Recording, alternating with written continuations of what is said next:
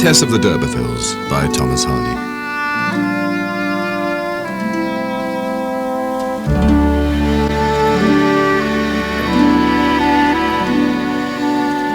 On an evening in the latter part of May, a middle-aged man was walking homeward from Shaston to the village of Marlot in the adjoining Vale of Blackmoor.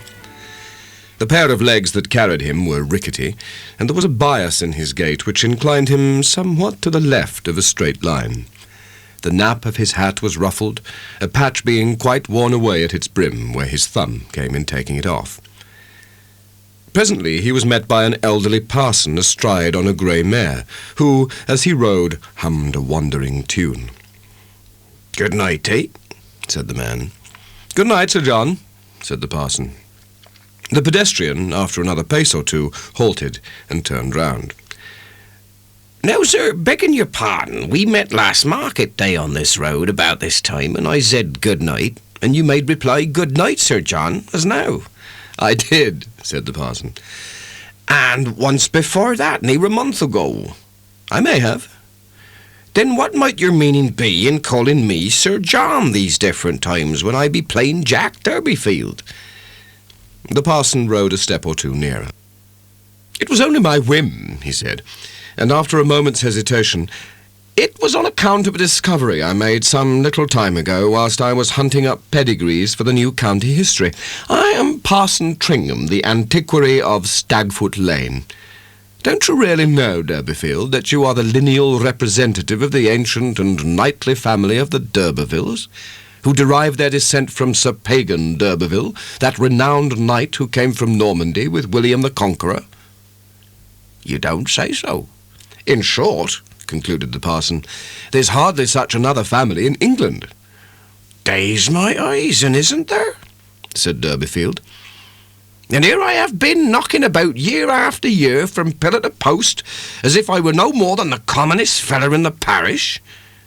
And how long have this news about me been knowed, Parson Tringham?"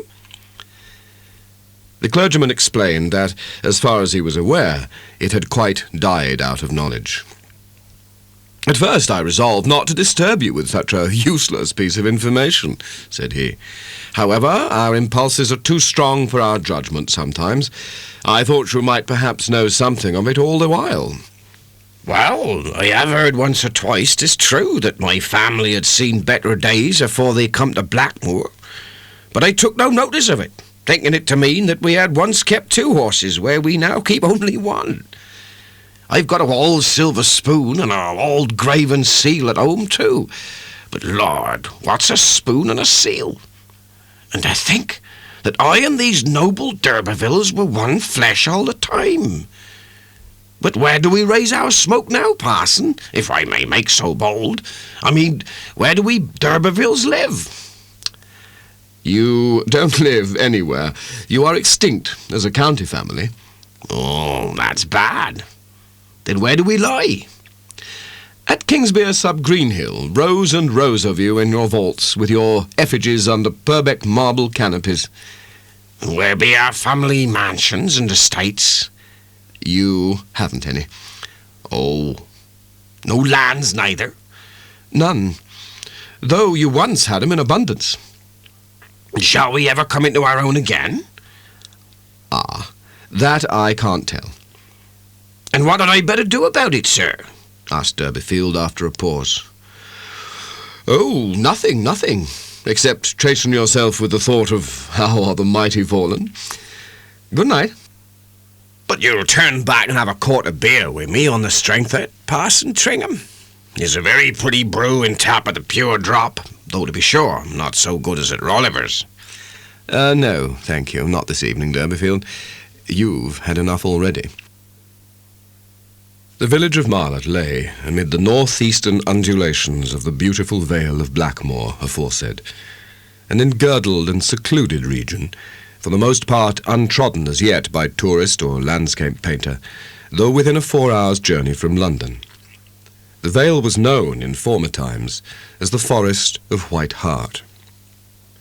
The forests have departed, but some old customs of their shades remain. The May Day dance, for instance, was to be discerned on the afternoon under notice in the guise of the club revel, or club walking, as it was there called. A custom of walking in procession and dancing on each anniversary, the members being solely women. They were all dressed in white gowns, and every woman and girl carried in her right hand a peeled willow wand, and in her left a bunch of white flowers.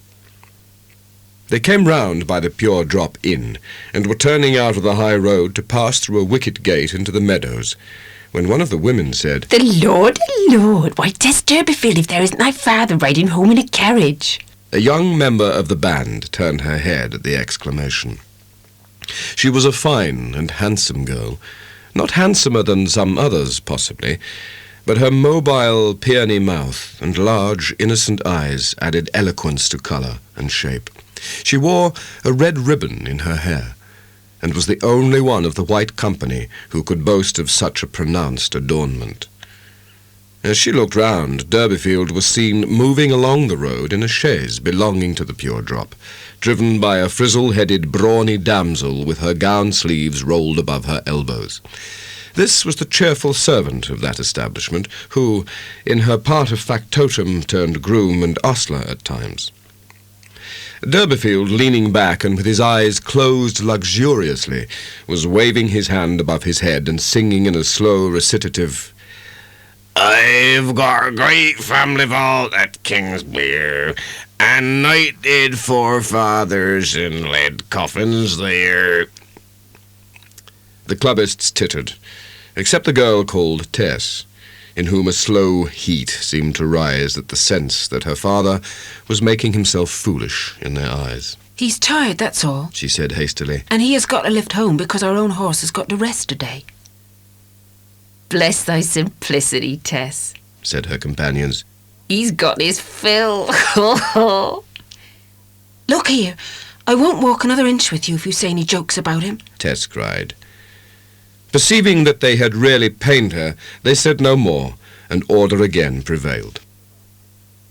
Tess's pride would not allow her to turn her head again, to learn what her father's meaning was, if he had any, and thus she moved on with the whole body to the enclosure, where there was to be dancing on the green. Nothing further was seen or heard of Durbeyfield in his triumphal chariot, under the conduct of the ostleress, and the club having entered the allotted space, dancing began. As there were no men in the company, the girls danced at first with each other, but when the hour for the close of labour drew on, the masculine inhabitants of the village, together with other idlers and pedestrians, gathered round the spot, and appeared inclined to negotiate for a partner. Among these onlookers were 3 young men of a superior class carrying small knapsacks. Their general likeness to each other, and their consecutive ages, would almost have suggested that they might be, what in fact they were, brothers. "What are you going to do, Angel?" asked the eldest. "I'm inclined to go and have a fling with them. I'll overtake you in 5 minutes."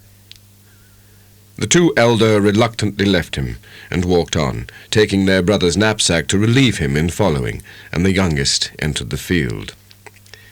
"This is 1,000 pities," he said gallantly to 2 or 3 of the girls nearest him, as soon as there was a pause in the dance. "Where are your partners, my dears?" They've not left off work yet. answered one of the boldest. They'll be here by and by. Till then will you be one, sir?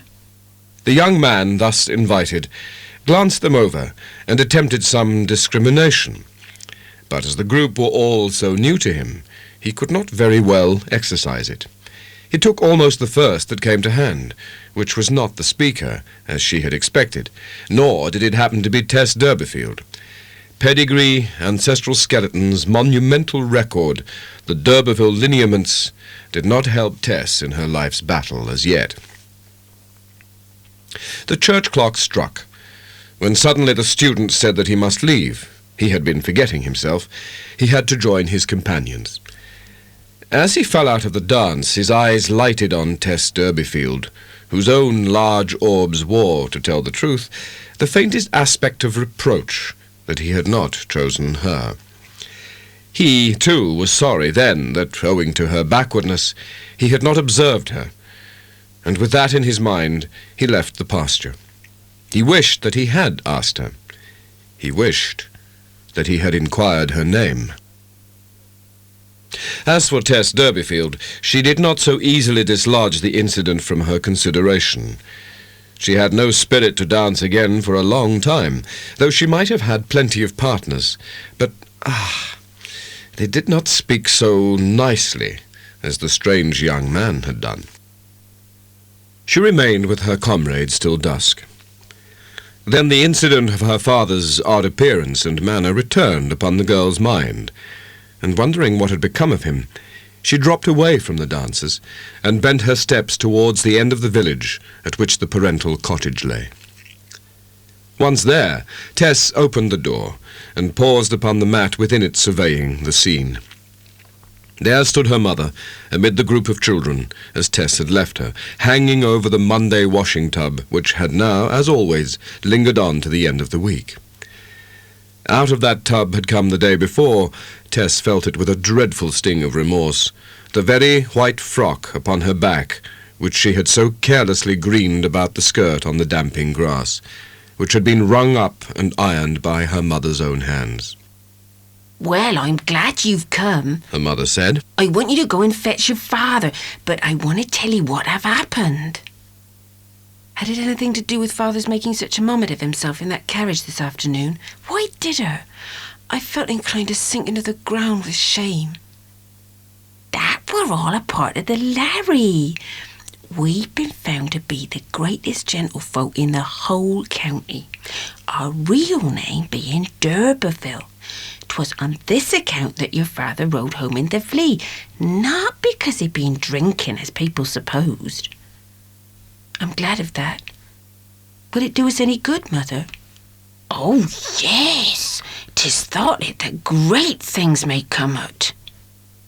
But where is Father? She asked. Her mother put on a deprecating look. Now, don't you be bursting out angry. The poor man, he felt so rafted after his uplifting by the parson's news that he went up to Rolliver's half an hour ago. He do want to get up his strength for his journey tomorrow with that load of beehives, which must be delivered, family or no. He'll have to start shortly after 12 tonight, as the distance is so long. Get up his strength, said Tess impetuously, the tears welling to her eyes. Oh, my God, go to a public house to get up his strength, and you as well agreed as he, Mother. No, said the latter touchily. I be not agreed. I have been waiting for he to bide and keep house while I go to fetch him. Tess was left alone with the younger children.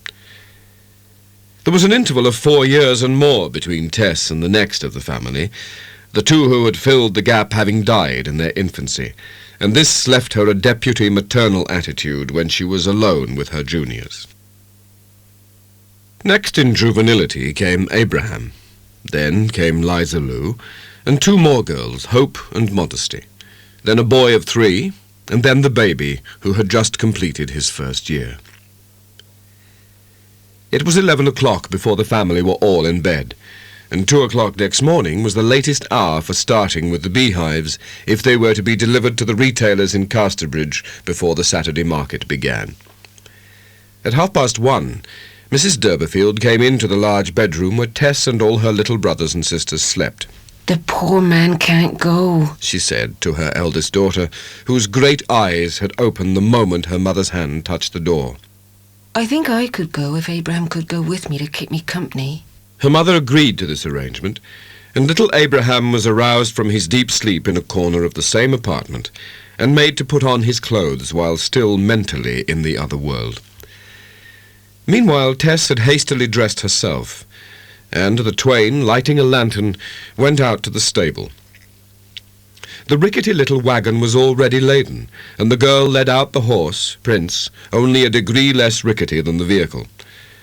Under the starry night sky, Abraham grew reflective. Tess, he said in a preparatory tone after a silence. Yes, Abraham? Ain't you glad that we've become gentlefolk? Not particular glad. But you be glad that you'm going to marry a gentleman? What? Said Tess, lifting her face. That our great relation will help ye to marry a gentleman. I? Our great relation? We have no such relation. What has put that into your head? I heard 'em talking about it.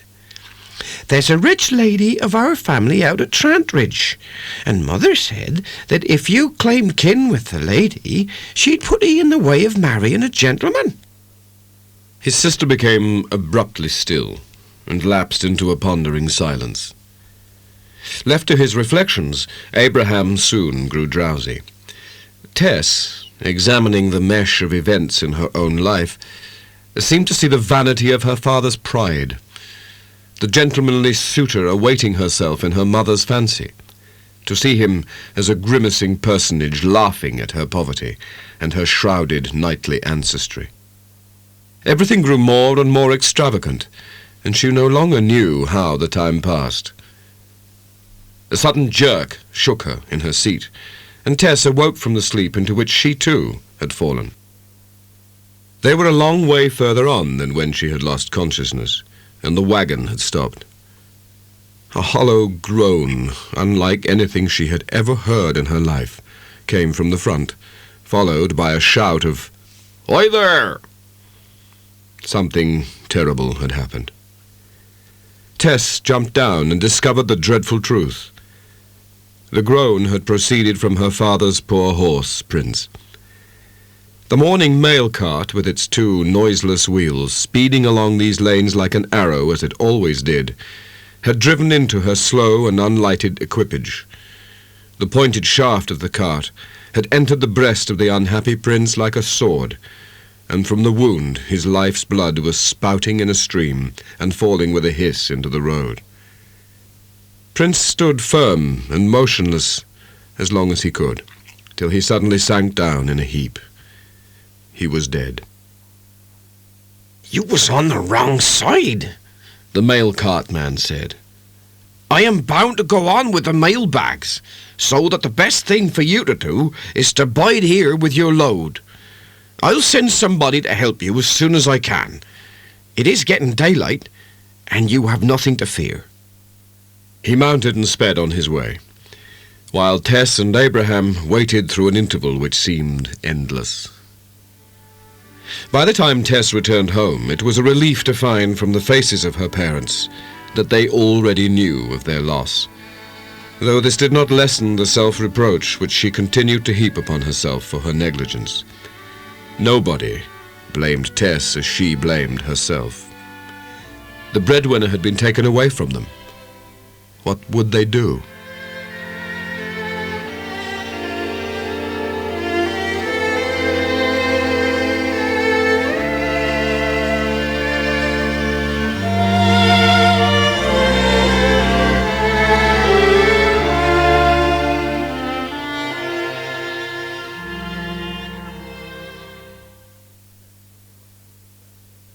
Tess, as the one who had dragged her parents into this quagmire, was silently wondering what she could do to help them out of it when her mother broached a scheme. "We must take the ups with the downs, Tess," she said. "and never could your high blood have been found out at a more called-for moment. Do ye know that there is a very rich Mrs. d'Urberville living on the outskirts of the Chase who must be your relation? You must go to her and claim kin and ask for some help in her trouble." Tess's pride made the part of poor relation one of particular distaste to her, but she acquiesced. "Well, as I killed the horse, Mother, I suppose I ought to do something. I don't mind going and seeing her, but you must leave it to me about asking for help, and don't go thinking about her making a match for me. It is silly." "Very well said, Tess," observed her father sententiously. "Who said I had such a thought?" asked Joan Durbeyfield. "I fancy it is in your mind, Mother. But I'll go." Rising early next day, she made for Trantridge, the parish in which the vague and mysterious Mrs. d'Urberville had her residence. Mrs. d'Urberville's seat, the Slopes, was not a manorial home in the ordinary sense, with fields and pastures. It was far more. A country house built for enjoyment, pure and simple. Simple Tess Durbeyfield stood at gaze, in a half-alarmed attitude on the edge of the gravel sweep. Her feet had brought her onward to this point before she had quite realized where she was, and now all was contrary to her expectation. I thought we were an old family, but this is all new, she said in her artlessness. She wished that she had not fallen in so readily with her mother's plans for claiming kin, and had endeavoured to gain assistance nearer home. The d'Urbervilles, or Stoke d'Urbervilles, as they at first called themselves, who owned all this, were a somewhat unusual family to find in such an old-fashioned part of the country.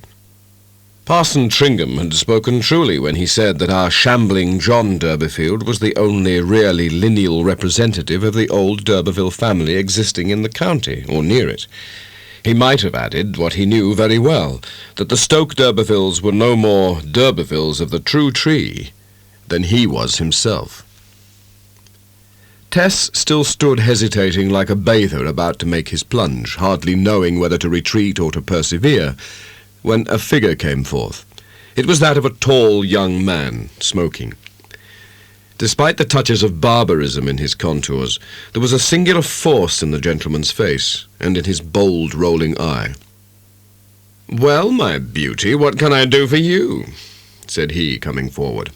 And, perceiving that she stood quite confounded, "I'm Alec d'Urberville. Have you come to see me or my mother?"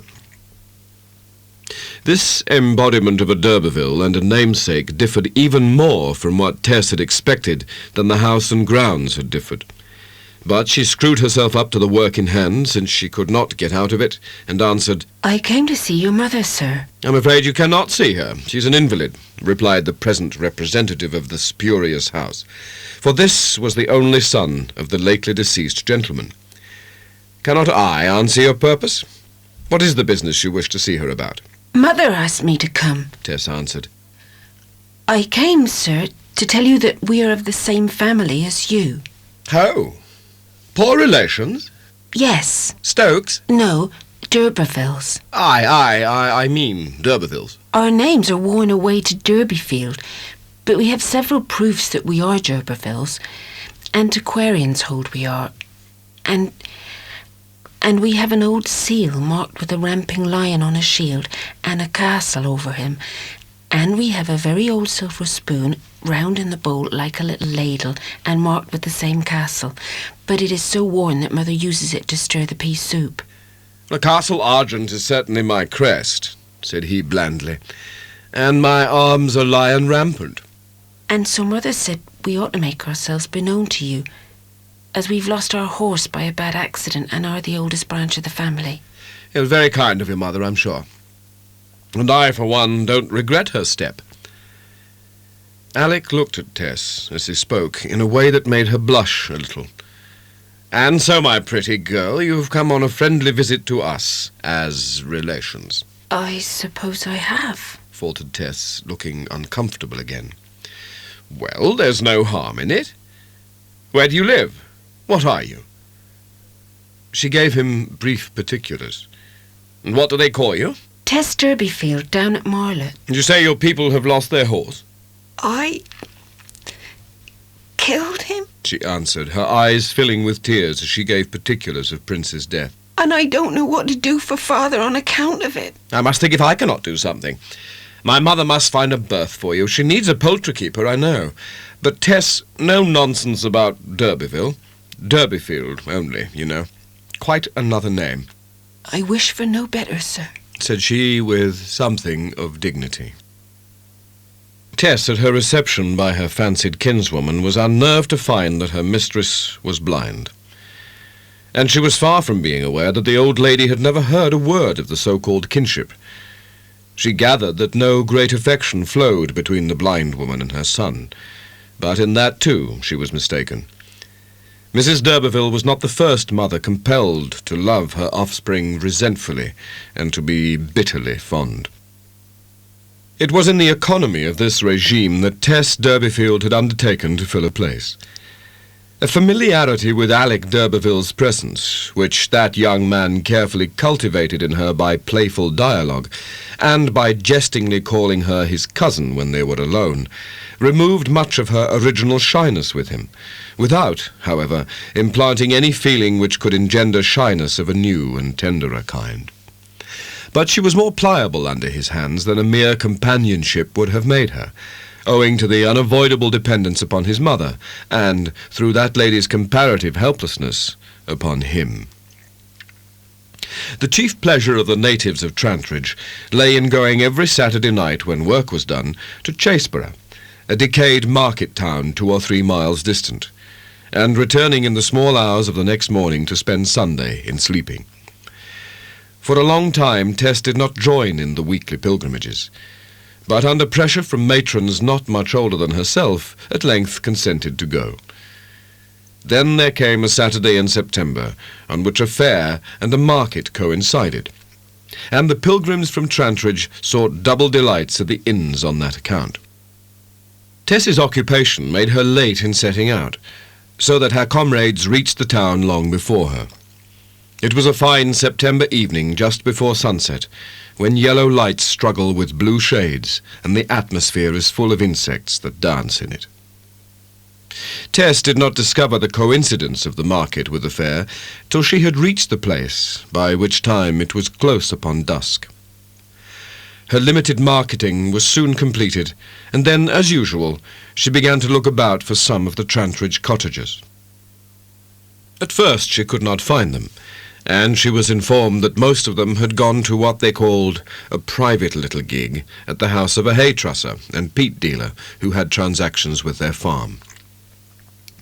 Approaching the hay trussers, she could hear the fiddled notes of a reel proceeding from some building in the rear. She traversed the path to the outhouse whence the sound had attracted her. When she came close and looked in, she beheld forms racing up and down to the figure of the dance. Some women of the throng sat on benches and hay trusses by the wall. Tess recognized them. "When be any of you going home?" asked Tess with some anxiety. "Now, almost directly. This is all but the last jig." She waited. The reel drew to a close, and some of the party were in the mind for starting, but others would not, and another dance was formed. This surely would end it, thought Tess, but it merged in yet another. She became restless and uneasy, yet having waited so long, it was necessary to wait longer. On account of the fair, the roads were dotted with roving characters of possibly ill intent. Suddenly there was a dull thump on the ground. A couple had fallen and lay in a mixed heap. A loud laugh behind Tess's back in the shade of the garden united with the titter within the room. She looked round and saw the red coal of a cigar. Alec d'Urberville was standing there alone. He beckoned to her, and she reluctantly retreated towards him. "Well, my beauty, what are you doing here?" She was so tired after her long day and her walk that she confided her trouble to him, that she had been waiting to have their company home, because the road at night was strange to her. "It seems they will never leave off, and I really think I will wait no longer." "Oh, certainly do not. I can take you back on my saddle horse." Tess, though flattered, had never quite got over her original mistrust of him, but she was inexpressibly weary, and so agreed. The twain cantered along for some time without speech, Tess, though she clung to him, still in some respects dubious. The horse ambled along for a considerable distance, till a faint luminous fog, which had hung in the hollows all the evening, became general and enveloped them. It seemed to hold the moonlight in suspension, rendering it more pervasive than in clear air. Whether on this account, or from absent-mindedness, or from sleepiness, she did not perceive that they had long ago passed the point at which the lane to Trantridge branched from the highway. Only once, however, was she overcome by actual drowsiness. In that moment of oblivion, her head sank gently against him. D'Urberville stopped the horse, withdrew his feet from the stirrups, turned sideways in the saddle, and enclosed her waist with his arm to support her. This immediately put her on the defensive, and she gave him a little push from her. In his ticklish position, he nearly lost his balance, and only just avoided rolling over into the road, the horse, though a powerful one, being fortunately the quietest he rode. "That is devilish unkind," he said. "I mean no harm, only to keep you from falling." She pondered suspiciously, till, thinking that this might after all be true, she relented, and said quite humbly, I beg your pardon, sir. I won't pardon you unless you show some confidence in me. Good God! He burst out. What am I to be repulsed so by a mere chit like you?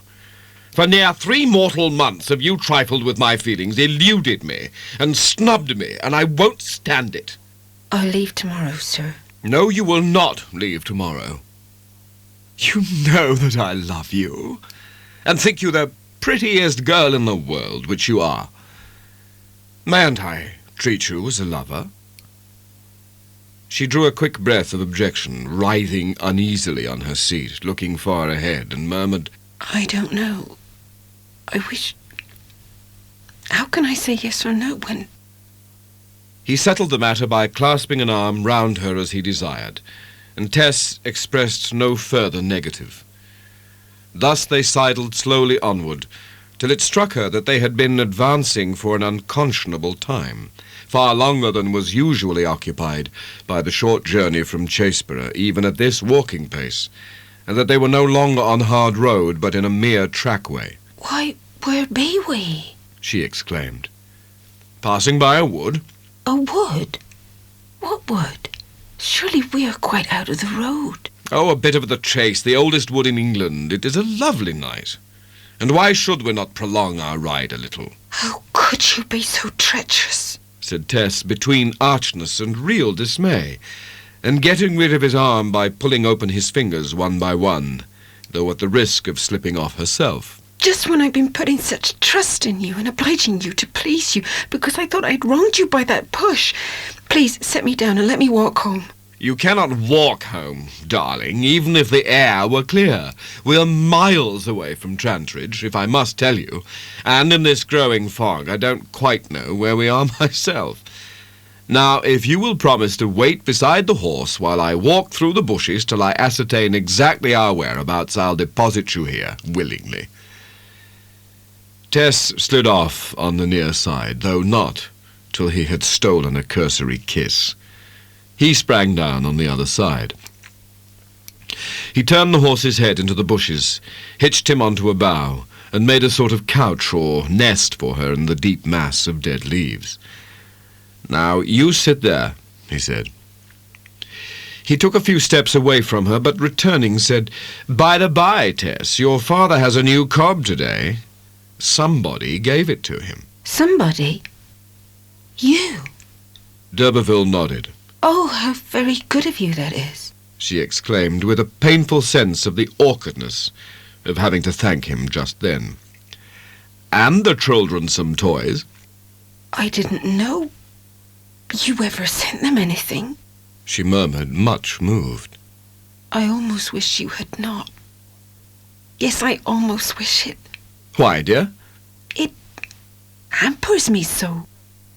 Tessie, don't you love me ever so little now? I'm grateful, she reluctantly admitted. but I fear I do not. The sudden vision of his passion for herself as a factor in this result so distressed her that, beginning with one slow tear, and then following with another, she wept outright. Oh, don't cry, dear, dear one. Now sit down here and wait till I come. She passively sat down amid the leaves he had heaped, and shivered slightly. Are you cold? He asked. Not very. A little. Nights grow chilly in September. Let me see. He pulled off a light overcoat that he had worn, and put it round her tenderly. That's it. Now you'll feel warmer, he continued. Now, my pretty, rest there. I shall soon be back again. Having buttoned the overcoat round her shoulders, he plunged into the webs of vapour, which by this time formed veils between the trees. A clamber over the hill into the adjoining vale brought d'Urberville to the fence of a highway, whose contours he recognized, which settled the question of their whereabouts. D'Urberville thereupon turned back.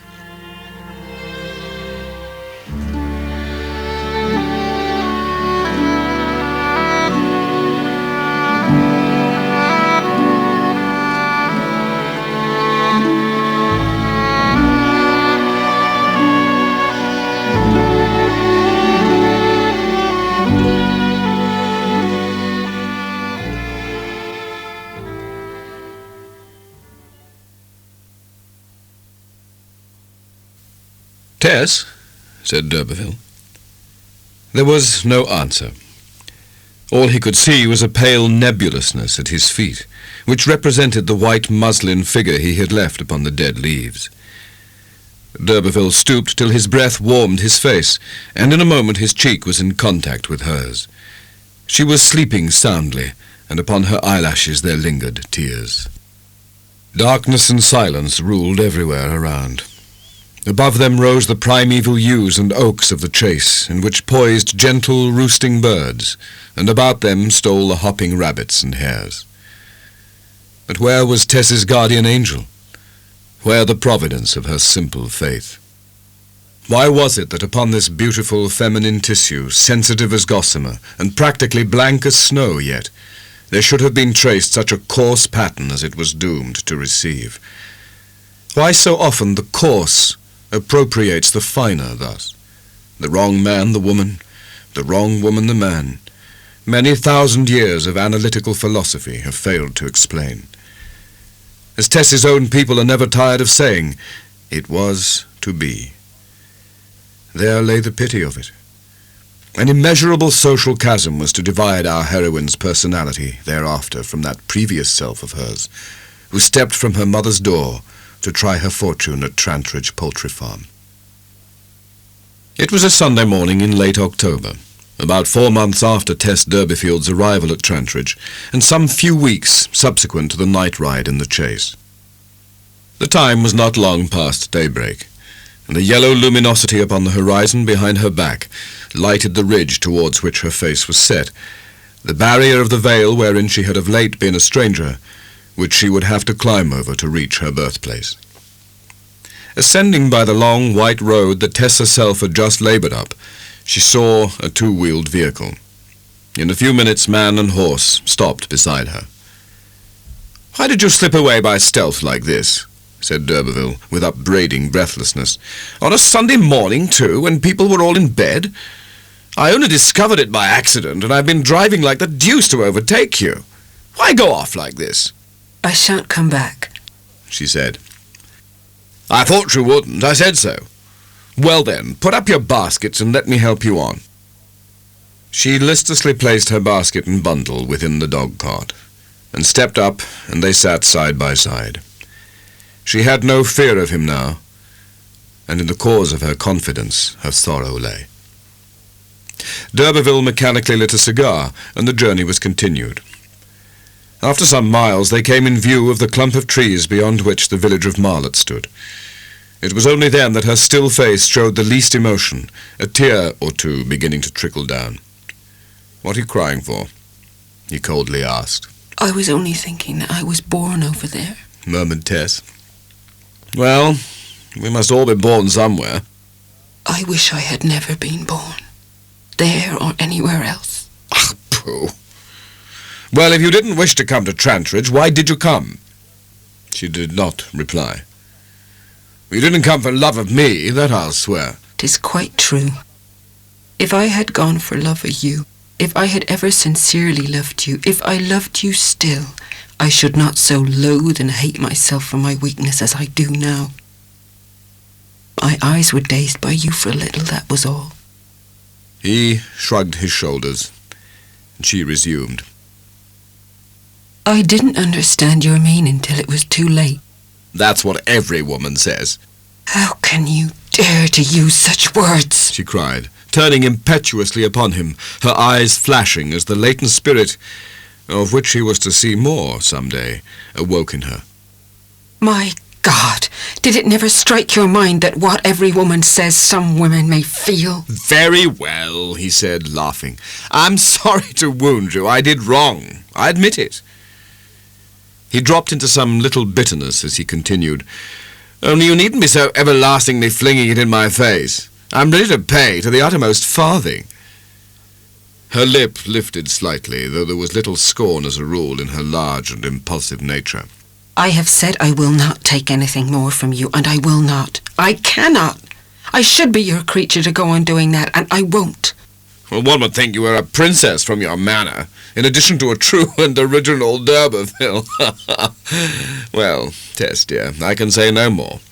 I suppose I am a bad fellow, a damn bad fellow. I was born bad, and I have lived bad, and I shall die bad in all probability.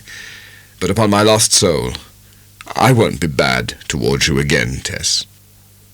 And if certain circumstances should arise, you understand, in which you are in the least need, the least difficulty, send me one line, and you shall have by return whatever you require. I may not be at Trantridge. I'm going to London for a time. I can't stand the old woman. But all letters will be forwarded. She said that she did not wish him to drive her further, and they stopped just under the clump of trees. D'Urberville alighted and lifted her down bodily in his arms, afterwards placing her articles on the ground beside her. You can hold your own for beauty against any woman of these parts. If you are wise, you will show it to the world more than you do before it fades. And yet, Tess, will you come back to me? Upon my soul, I don't like to let you go like this. Never, never. I made up my mind as soon as I saw what I ought to have seen sooner, and I won't come. Then good morning, my 4 months cousin. Goodbye. He leapt up lightly, arranged the reins, and was gone between the tall red-berried hedges. Tess did not look after him, but slowly wound along the crooked lane.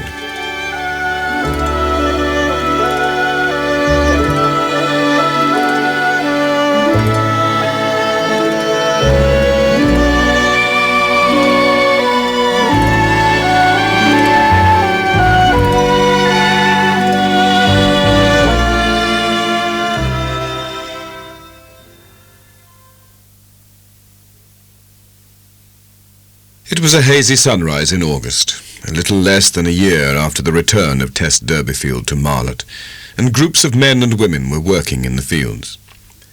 As the reaping machine moved, it left fallen corn behind it in little heaps, each heap being of the quantity for a sheaf, and upon these the binders in the rear laid their hands. This morning the eye turns involuntarily to a girl in a pink cotton jacket, she being the most flexuous and finely drawn figure of them all. Perhaps one reason why she seduces casual attention is that she never courts it, though the other women often gaze around them. Her binding proceeds with clock-like monotony. It is Tess Durbeyfield, otherwise d'Urberville, somewhat changed, the same, but not the same. At the present stage of her existence, living as a stranger and an alien here, though it was no strange land that she was in. After a long seclusion, she had come to a resolve to undertake outdoor work in her native village, the busiest season of the year in the agricultural world having arrived, and nothing that she could do within the house being so remunerative for the time as harvesting in the fields. As the hour of 11 drew near, a person watching her might have noticed that every now and then Tess's glance flitted wistfully to the brow of the hill, though she did not pause in her sheafing. On the verge of the hour, the heads of a group of children of ages ranging from 6 to 14 rose above the stubbly convexity of the hill.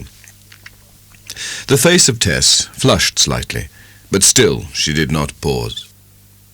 The eldest of the comers, a girl who wore a triangular red shawl, its corner draggling on the stubble, carried in her arms what at first sight seemed to be a doll, but proved to be an infant in long clothes. Another brought some lunch. The harvesters ceased working, took their provisions, and sat down against one of the shocks.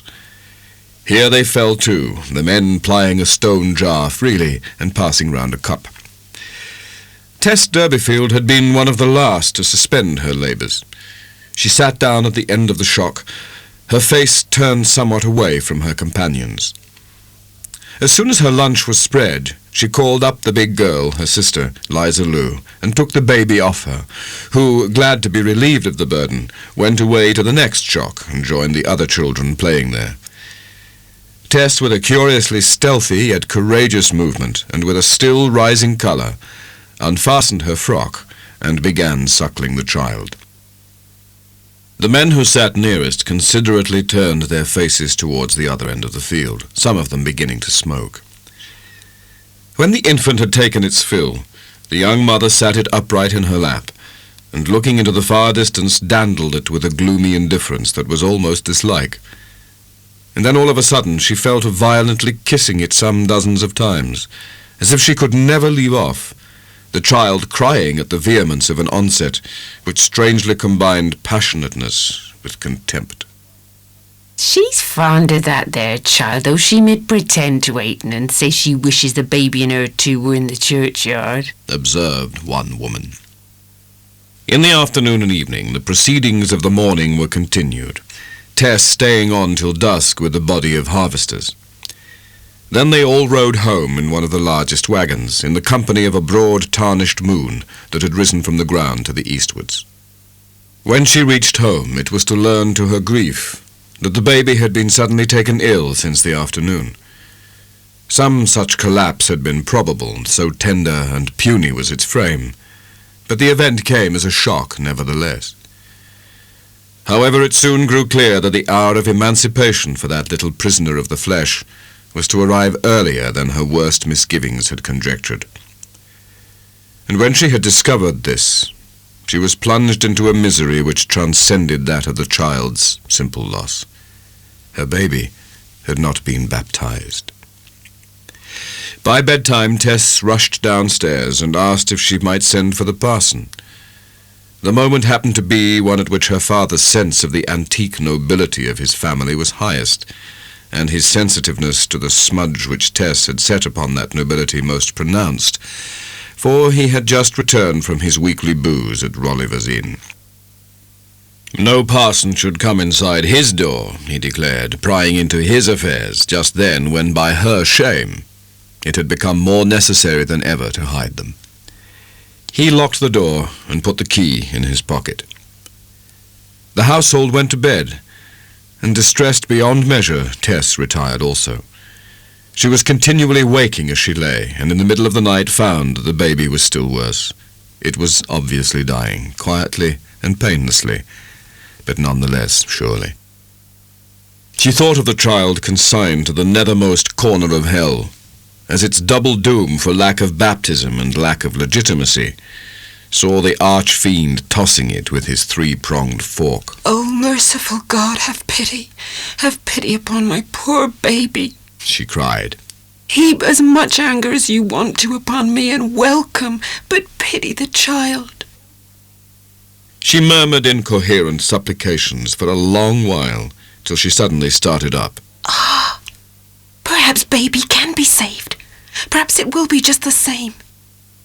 She spoke so brightly that it seemed as though her face might have shone in the gloom surrounding her. She lit a candle and went to a second and a third bed under the wall, where she awoke her young sisters and brothers, all of whom occupied the same room. Pulling out the washing stand so that she could get behind it, she poured some water from a jug and made them kneel around, putting their hands together with fingers exactly vertical. While the children, scarcely awake, awe-stricken at her manner, their eyes growing larger and larger, remained in this position, she took the baby from her bed, a child's child. Tess then stood erect with the infant on her arm beside the basin. The next sister held the prayer book open before her, as the clerk at the church held it before the parson, and thus the girl set about baptizing the child. "Be you really going to christen him, Tess?" asked Abraham. The girl-mother replied in a grave affirmative. "What's his name going to be?" She had not thought of that, but a name suggested by a phrase in the book of Genesis came into her head, as she proceeded with the baptismal service, and now she pronounced it. "Sorrow, I baptize thee in the name of the Father, and of the Son, and of the Holy Ghost." She sprinkled the water, and there was silence. "Say amen, children." The tiny voices piped in obedient response. Amen. Tess went on. "We receive this child, and do sign him with the sign of the cross." Here she dipped her hand into the basin, and fervently drew an immense cross upon the baby with her forefinger, continuing with the customary sentences as to his manfully fighting against sin, the world, and the devil, and being a faithful soldier and servant unto his life's end. She duly went on with the Lord's Prayer, the children lisping it after her in a thin, gnat-like wail, till at the conclusion, raising their voices to Clark's pitch, they again piped into the silence, Amen. Poor Sorrow's campaign against sin, the world, and the devil was doomed to be of limited brilliancy, luckily perhaps for himself, considering his beginnings. In the blue of the morning that fragile soldier and servant breathed his last, and when the other children awoke they cried bitterly, and begged Sissy to have another pretty baby. Tess remained in her father's house during the winter months, plucking fowls or cramming turkeys and geese, or making clothes for her sisters and brothers out of some finery which d'Urberville had given her, and she had put by with contempt. Apply to him she would not. But it became evident to her that she could never be really comfortable again in a place which had seen the collapse of her family's attempt to claim kin, and through her even closer union with the rich d'Urbervilles. At last, one day in early May, a letter reached her from a former friend of her mother's, to whom she had addressed inquiries long before, a person whom she had never seen, that a skilful milkmaid was required at Talbothays dairy house some miles to the southward, and that the dairyman would be glad to have her for the summer months. It was not quite so far off as could have been wished, but it was probably far enough, her radius of movement and repute having been so small. To persons of limited spheres, miles are as geographical degrees, parishes as counties, counties as provinces and kingdoms. On one point she was resolved. There should be no more d'Urberville air castles in the dreams and deeds of her new life. She would be the dairymaid, Tess, and nothing more. So, on a time-scented bird-hatching morning in May, between 2 and 3 years after the return from Trantridge, silent, reconstructive years for Tess Durbeyfield, she left home for the second time. She went through Starcastle without pausing, and onward to reach the low-lying meads of the valley in which the dairy stood that was the aim and end of her day's pilgrimage. Tess arrived at milking time, 4:30, when the dairymen set about getting in the cows. The red and white herd nearest at hand, which had been phlegmatically waiting for the call, now trooped towards the steading in the background, their great bags of milk swinging under them as they walked. Tess followed slowly in their rear, and entered the barton by the open gate through which they had entered before her. The dairymaids and men had flocked down from their cottages and out of the dairy house with the arrival of the cows from the meads. The master dairyman, seeing Tess standing at gaze, went across to her. Mr. Crick was glad to get a new hand, for the days were busy ones now, and he received her warmly. I suppose you'll want a dish of tea or victuals of some sort, eh? Not yet? Well, do as you like about it, but faith if 'twas I should be as dry as a kex with travelling so far. I'll begin milking now to get my hand in, said Tess. When Tess had changed her bonnet for a hood, and was ready on her stool under the cow, and the milk was squirting from her fists into the pail, she appeared to feel that she really had laid a new foundation for her future. The conviction bred serenity, her pulse slowed, and she was able to look about her. These gamsters do certainly keep their milk today, said the dairyman to the milkers. Folks, we must lift up a stave or two. That's the only cure for it. The band of milkers at this request burst into melody. When they had gone through 14 or 15 verses of a cheerful ballad about a murderer who was afraid to go to bed in the dark because he saw certain brimstone flames around him, the dairyman said to one of the milkers, "You should get your harp, sir. Not but what a fiddle is best." "Is that so?" came the reply, as it were out of the belly of a dun cow in the stalls. It had been spoken by a milker behind the animal, whom Tess had not hitherto perceived. She could not understand why he should be addressed as sir, even by the dairyman himself. But no explanation was discernible. He remained under the cow long enough to have milked 3, uttering a private ejaculation now and then, as if he could not get on. "Take it gentle, sir, take it gentle. said the dairyman. "'Tis knack, not strength, that does it." "Yes, so I find," said the other, standing up at last and stretching his arms. "I think I have finished her, however, though she made my fingers ache." Tess could then see him at full length.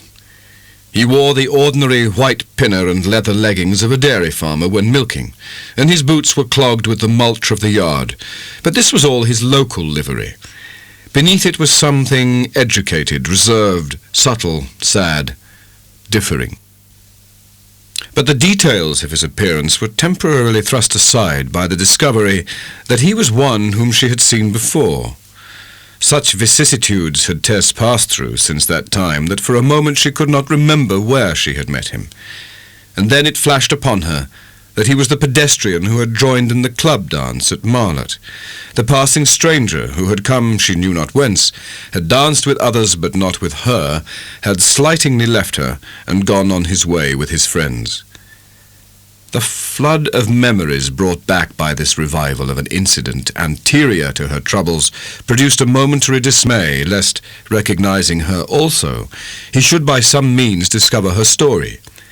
But it passed away when she found no sign of remembrance in him.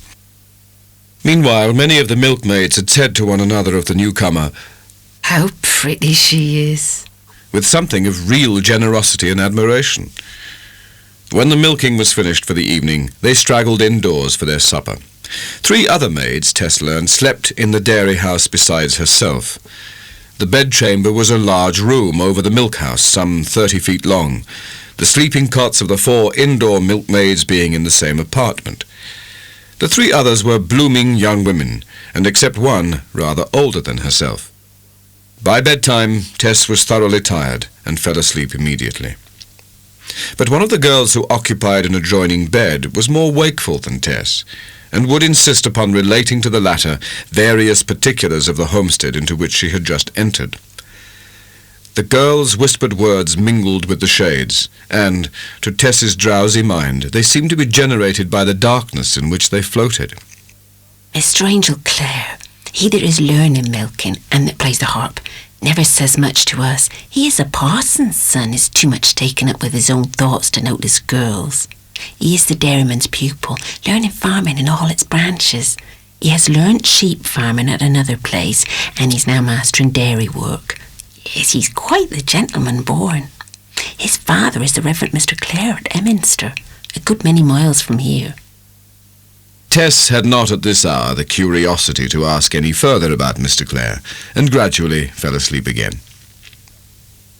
The early mornings were still sufficiently cool to render a fire acceptable in the large room wherein they breakfasted, and by Mrs. Crick's orders, who held that he was too genteel to mess at their table, it was Angel Clare's custom to sit in the yawning chimney corner during the meal, his cup and saucer and plate being placed on a hinged flap at his elbow. For several days after Tess's arrival, Clare, sitting abstractedly reading from some book, periodical, or piece of music just come by post, hardly noticed that she was present at table. She talked so little, and the other maids talked so much, that the babble did not strike him as possessing a new note. One day, however, Clare looked round upon her, seated with the others. She was not looking towards him. Indeed, owing to his long silence, his presence in the room was almost forgotten. "What a fresh and virginal daughter of nature that milkmaid is," he said to himself. And then he seemed to discern in her something that was familiar, something which carried him back into a joyous and unforeseeing past, before the necessity of taking thought had made the heavens grey. He concluded that he had beheld her before, where he could not tell. A casual encounter during some country ramble it certainly had been, and he was not greatly curious about it. But the circumstance was sufficient to lead him to select Tess in preference to the other pretty milkmaids when he wished to contemplate contiguous womankind. One evening in June, when the milking was over, Tess walked in the garden alone. It was a typical summer evening, the atmosphere being in such delicate equilibrium and so transmissive that inanimate objects seemed endowed with 2 or 3 senses, if not 5. There was no distinction between the near and the far, and an auditor felt close to everything within the horizon. The soundlessness was broken by the strumming of strings. Tess had heard those notes in the attic above her head. She drew up towards the performer, keeping behind the hedge that he might not guess her presence. The outskirt of the garden in which Tess found herself had been left uncultivated for some years, and was now damp and rank with juicy grass, which sent up mists of pollen at a touch, and with tall blooming weeds emitting offensive smells. She went stealthily as a cat through this profusion of growth, and drew quite near to Clare, still unobserved of him. He concluded his plaintive melody, a very simple performance, demanding no great skill, and she waited, thinking another might be begun. But tired of playing, he had desultorily come round the fence, and was rambling up behind her. Tess, her cheeks on fire, moved away furtively, as if hardly moving at all. Angel, however, saw her light summer gown, and he spoke, his low tones reaching her, though he was some distance off. "What makes you draw off in that way, Tess?" said he. "Are you afraid?" Oh, no, sir. Not of outdoor things. Especially just now when the apple bloom is falling and everything's so green. But the trees have inquisitive eyes, haven't they? That is, seem as if they had. And the river says, 'Why do you trouble me with your looks?' But you, sir, can raise up dreams with your music and drive all such horrid fancies away." He was surprised to find this young woman, who, though but a milkmaid, had just that touch of rarity about her, which might make her the envy of her housemates, shaping such sad imaginings. After this first encounter, every day, every hour, brought to him one more little stroke of her nature, and to her one more of his. At first, Tess seemed to regard Angel Clare as an intelligence rather than as a man.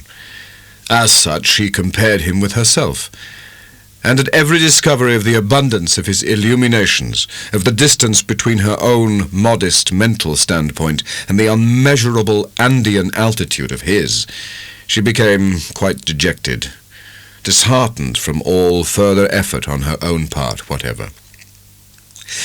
In an access of hunger for his good opinion, she bethought herself of what she had latterly endeavoured to forget, so unpleasant had been its issues, the identity of her family with that of the knightly d'Urbervilles. Barren attribute as it was, disastrous as its discovery had been in many ways to her, perhaps Mr. Clare, as a gentleman and a student of history, would respect her sufficiently if he knew that those Purbeck marble and alabaster people in Kingsbere Church really represented her own lineal forefathers, that she was no spurious d'Urberville, compounded of money and ambition like those at Trantridge, but true d'Urberville to the bone. But before venturing to make the revelation, dubious Tess indirectly sounded the dairyman as to its possible effect upon Mr. Clare. "Mr. Clare," said the dairyman emphatically, "is one of the most rebellest eccentrics you ever knowed. Not a bit like the rest of his family. And if there's one thing that he do hate more than any other, 'tis the notion of what's called a old family. Oh no, he can't stomach old families." The season developed and matured. Dairyman Crick's household of maids and men lived on comfortably, placidly, even merrily. Tess was the merest stray phenomenon to Angel Clare as yet, a rosy, warming apparition which had only just acquired the attribute of persistence in his consciousness. So he allowed his mind to be occupied with her, deeming his preoccupation to be no more than a philosopher's regard of an exceedingly novel, fresh, and interesting specimen of womankind. They met continually. They could not help it. Being so often, possibly not always by chance, the first two persons to get up at the dairy house, they seemed to themselves the first persons up of all the world. In these early days of her residence here, Tess did not skim, but went out of doors at once after rising, where he was generally awaiting her. The mixed, singular, luminous gloom in which they walked along together to the spot where the cows lay often made him think of the resurrection hour. He little thought that the Magdalene might be at his side. It was then that she impressed him most deeply. She was no longer the milkmaid, but a visionary essence of woman, a whole sex condensed into one typical form. He called her Artemis, Demeter, and other fanciful names, half teasingly, which she did not like because she did not understand them. "Call me Tess," she would say askance. And he did. Then it would grow lighter, and her features would become simply feminine. They had changed from those of a divinity who would confer bliss to those of a being who craved it. In these long June days, the milkmaids, and indeed most of the household, went to bed at sunset or sooner, the morning work before milking being so early and heavy at a time of full pails. Tess usually accompanied her fellows upstairs. Tonight, however, she was the first to go to their common chamber, and she had dozed when the other girls came in. But she was reawakened by their voices, and quietly turned her eyes towards them. Neither of her 3 chamber companions had got into bed. They were standing in a group in their nightgowns, barefooted at the window, the last red rays of the west still warming their faces and necks, and the wall around them. All were watching somebody in the garden with deep interest, their 3 faces close together, a jovial and a round one, a pale one with dark hair, and a fair one whose tresses were auburn. "Don't push! You can see as well as I," said Retty, the auburn-haired and youngest girl, without removing her eyes from the window. "'Tis no use for you to be in love with him any more than me, Retty Priddle," said jolly-faced Marian, the eldest, slyly. "His thoughts be of other cheeks than thine." Retty still looked, and the others looked again. "There he is again," cried Is Hewitt, the pale girl with dark, damp hair and keenly cut lips. "I would marry him tomorrow." "We can't all marry him," said Is. "We shan't, none of us, which is worse still," said the eldest. "There he is again." They all 3 blew him a silent kiss. "Oh, why not?" sighed Retty. "Because he likes Tess Durbeyfield best," said Marian, lowering her voice. "I have watched him every day and have found it out." There was a reflective silence. "But she don't care anything for him," breathed Retty. The unconscious Mr. Clare had gone indoors, and they crept into their beds. Long after they were asleep, the deeper passioned Tess remained very wide awake. It was Sunday morning. The milking was done. The outdoor milkers had gone home. Tess and the other 3 were dressing themselves rapidly, the whole bevy having agreed to go together to Mellstock Church, which lay some 3 or 4 miles distant from the dairy house. She had now been 2 months at Talbothays Dairy, and this was her first excursion. The girls found that the crooked lane leading from their own parish to Mellstock had been flooded overshoe to a distance of some 50 yards. This would have been no serious hindrance on a weekday. They would have clicked through it in their high pattens and boots quite unconcerned. But on this day, wearing their white stockings and thin shoes and their pink, white and lilac gowns, on which every mud spot would be visible, the pool was an awkward impediment. They could hear the church bell calling, as yet nearly a mile off. "Who would have expected such a rise in the river in summer-time?" said Marian from the top of the roadside bank.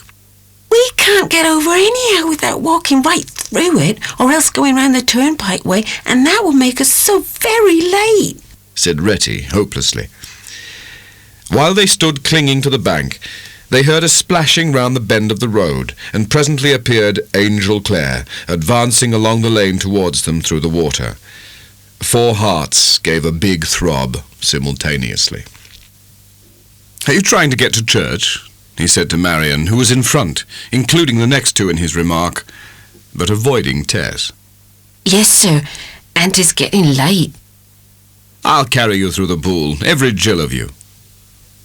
The whole 4 flushed as if one heart beat through them. "Now, Marian, attend," he continued, "and put your arms around my shoulders, so. Now, Hold on. That's well done." They disappeared round the curve of the road, and in a few minutes he reappeared. Is Hewitt was the next in order upon the bank.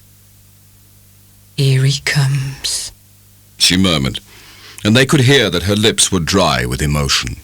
She quietly and dreamily lowered herself into his arms, and Angel methodically marched off with her. When he was heard returning for the third time, Retty's throbbing heart could be almost seen to shake her. He went up to the red-haired girl, and while he was seizing her, he glanced at Tess. His lips could not have pronounced more plainly, "It will soon be you and I."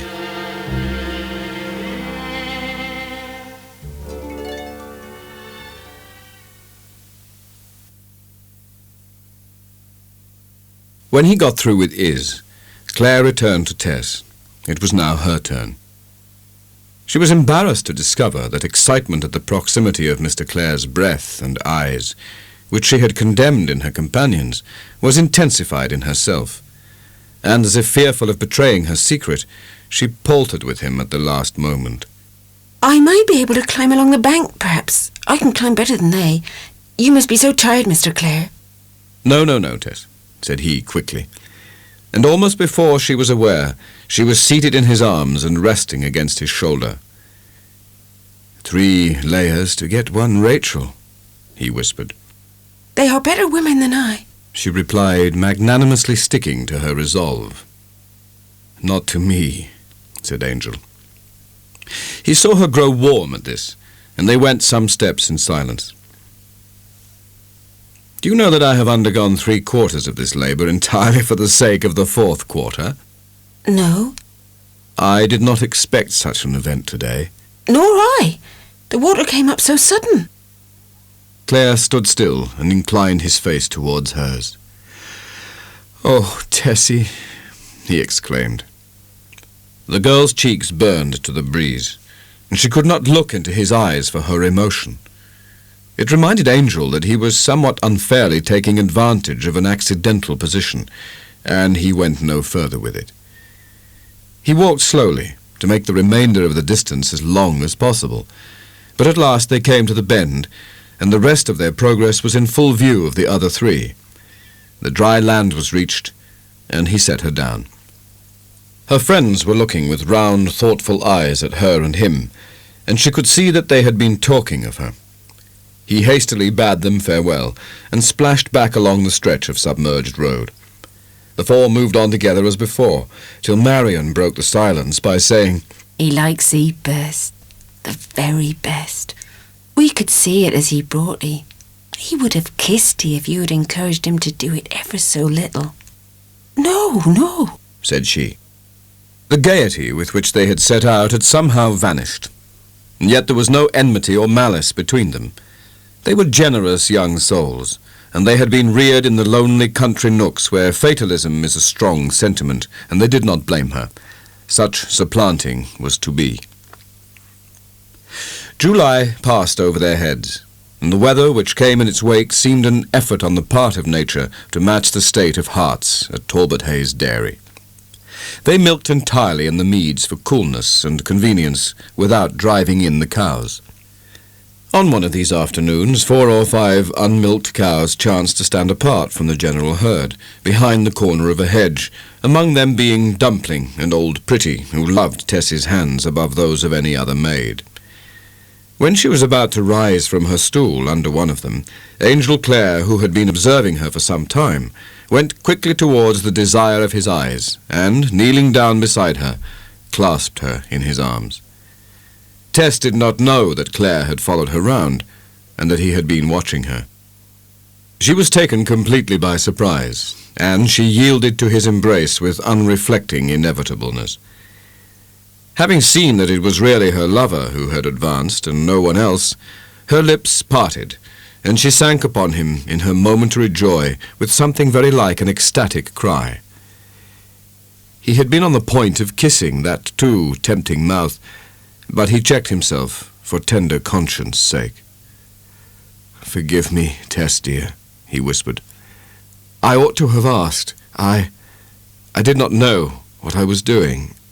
I do not mean it as a liberty. I am devoted to you, Tessie, dearest, in all sincerity." She slipped up from her seat, and they stood together, his arm still encircling her. Tessie's eyes, fixed on the distance, began to fill. "Oh, why do you cry, my darling?" he said. "Oh, I don't know," she murmured. As she saw and felt more clearly the position she was in, she became agitated and tried to withdraw. "Well, I have betrayed my feeling, Tess, at last," said he, his curious sigh of desperation signifying unconsciously that his heart had outrun his judgment. "That I love you dearly and truly I need not say, but it shall go no further now." He had allowed her to free herself, and in a minute or two the milking was resumed.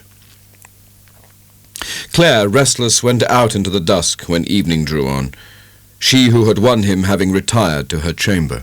He sat on the east gate of the dairy yard, and knew not what to think of himself. Feeling had indeed smothered judgment that day. On these hot summer afternoons, the denizens of the dairy all enjoyed an afternoon nap of an hour or so, which the exceedingly early hours rendered a necessity. 3 was the afternoon skimming hour, and with the first stroke, Tess rose to her appointed task that day. She had expected to encounter no one, but discovered Angel Clare was waiting for her downstairs. "Oh, Mr. Clare, how you frightened me. "Dear, darling Tessie," he said, putting his arm round her and his face to her flushed cheek. "Don't, for heaven's sake, Mr. me any more." Tess's excitable heart beat against his by way of reply, and there they stood upon the red brick floor of the entry, the sun slanting in by the window upon his back, as he held her tightly to his breast. Upon her inclining face, upon the blue veins of her temple, upon her naked arm and her neck, and into the depths of her hair.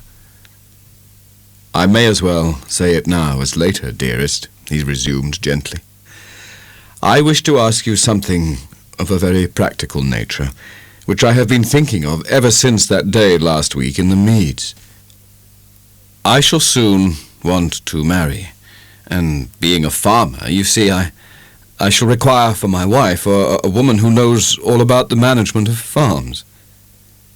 Will you be that woman, Tessie?" "Oh, Mr. Clare, I cannot be your wife. I cannot be." The sound of her own decision seemed to break Tessie's very heart, and she bowed her face in grief. "But Tess," he said, amazed at her reply, and holding her still more greedily close, "do you say no? Surely you love me?" "Oh, yes, yes, and I would rather be yours than anybody's in the world," returned the sweet and honest voice of the distressed girl. "But I cannot marry you."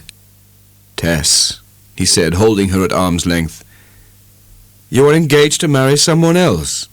"No, no." "Then why do you refuse me?"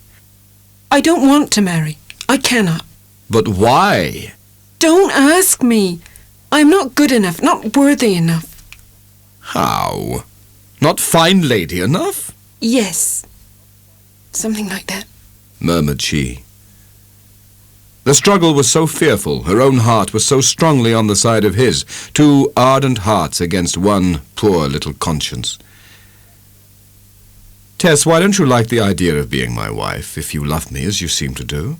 "I have never said I don't like the idea, and I never could say it because it isn't true." The stress now getting beyond endurance, her lip quivered, and she was obliged to go away. Claire was so pained and perplexed that he ran after her and caught her. Tell me," he said passionately, clasping her. "Do tell me that you won't belong to anybody but me." I will tell you, and I will give you a complete answer if you will let me go now." At last she got away, and did not stop in her retreat till she was in the thicket of pollard willows at the lower side of the barton, where she could be quite unseen. Here Tess flung herself down upon the rustling undergrowth of speargrass, as upon a bed, and remained crouching in palpitating misery, broken by momentary shoots of joy, which her fears about the ending could not altogether suppress. I shall give way. I shall say yes. I shall let myself marry him. I cannot help it. She panted. I can't bear to let anybody have him but me. Yet it is a wrong to him and may kill him when he knows. Oh, my heart. Oh, oh, oh.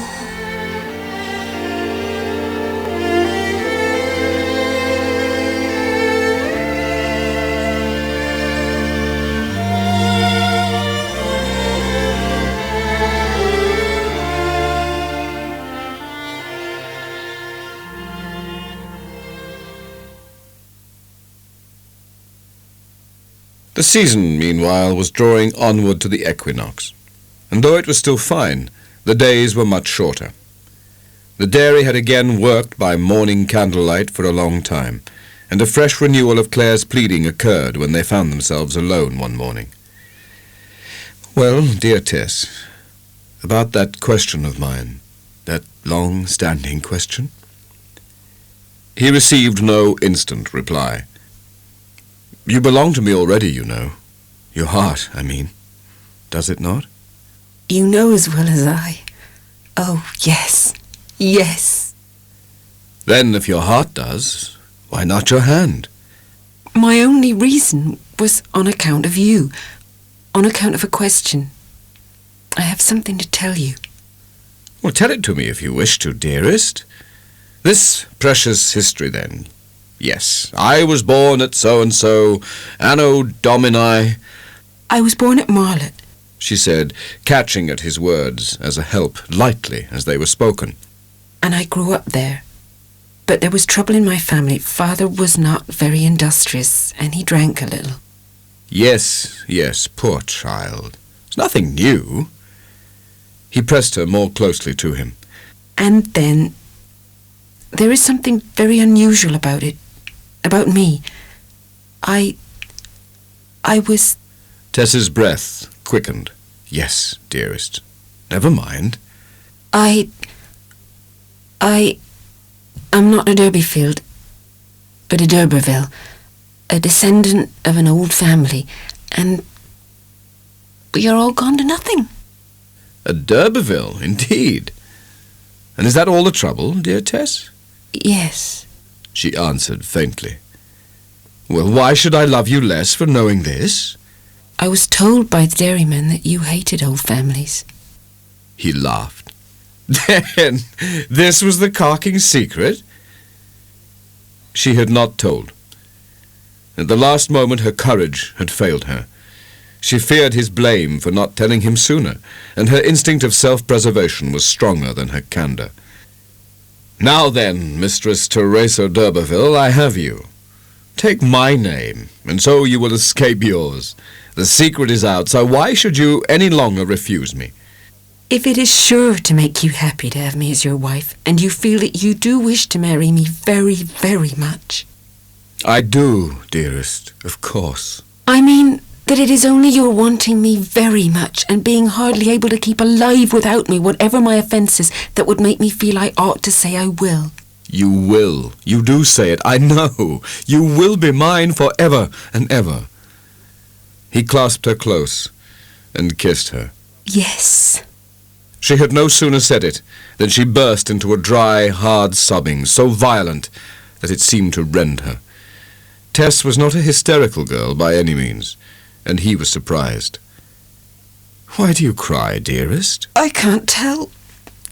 Quite. I am so glad to think of being yours and making you happy. "But this does not seem very much like gladness, my Tessie. Do you care for me? I wish you would prove it in some way." How can I prove it more than I have done? she cried, in a distraction of tenderness. Will this prove it more?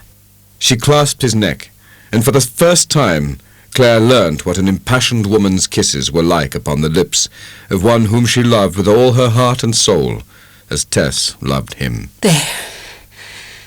Now do you believe? she asked, flushed and wiping her eyes. Yes. I never really doubted. Never. Never. So she had consented. I must write to my mother. You don't mind my doing that? Of course not, dear child. Where does she live? At the same place, Marlot, on the further side of Blackmoor Vale. Ah, then I have seen you before this summer. Yes, at that dance on the green. But you would not dance with me. Oh, I hope that is no ill omen for us now. Tess wrote a most touching and urgent letter to her mother the very next day, and by the end of the week a response to her communication arrived in Joan Durbeyfield's wandering, last-century hand.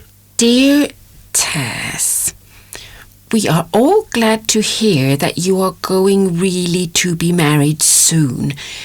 But with respect to your question, Tess, I say between ourselves, quite private but very strong, that on no account do you say a word of your bygone trouble to him.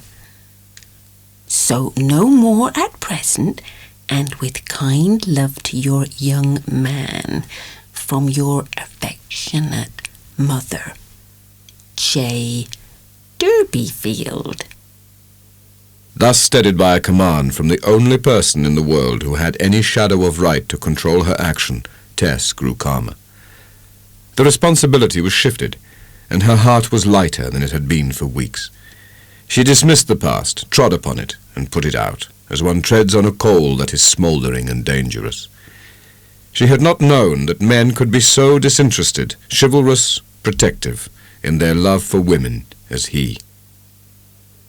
And so the incredible day on which she was to become his, loomed large in the near future. The 31st of December, New Year's Eve, was the date. His wife, she said to herself, could it ever be? Their two selves together, nothing to divide them, every incident shared by them. Why not? And yet, why? At last, New Year's Eve broke, the wedding day. The marriage being by license, there were only a dozen or so of people in the church. Had there been 1,000, they would have produced no more effect upon her. They were at stellar distances from her present world. In the ecstatic solemnity with which she swore her faith to him, the ordinary sensibilities of sex seemed a flippancy. At a pause in the service, while they were kneeling together, she unconsciously inclined herself towards him so that her shoulder touched his arm. She had been frightened by a passing thought, and the movement had been automatic, to assure herself that he was really there, and to fortify her belief that his fidelity would be proof against all things. By the time they reached their new lodgings, she was Mrs. Angel Clare, indeed, but had she any moral right to the name? Was she not more truly Mrs. Alexander d'Urberville? The first night of their marriage, Tess and Clare sat alone by the fire in their lodgings, he holding her hand. "I want to make a confession to you, love," he said abruptly. You have to confess something, She said quickly. "Now listen, put your head there, because I want you to forgive me, and not to be indignant with me for not telling you before. I could not. I thought it might frighten you away from me, but I must, now I see you sitting there so solemnly. I wonder if you will forgive me." Oh, yes, I'm sure that... "Well, I hope so."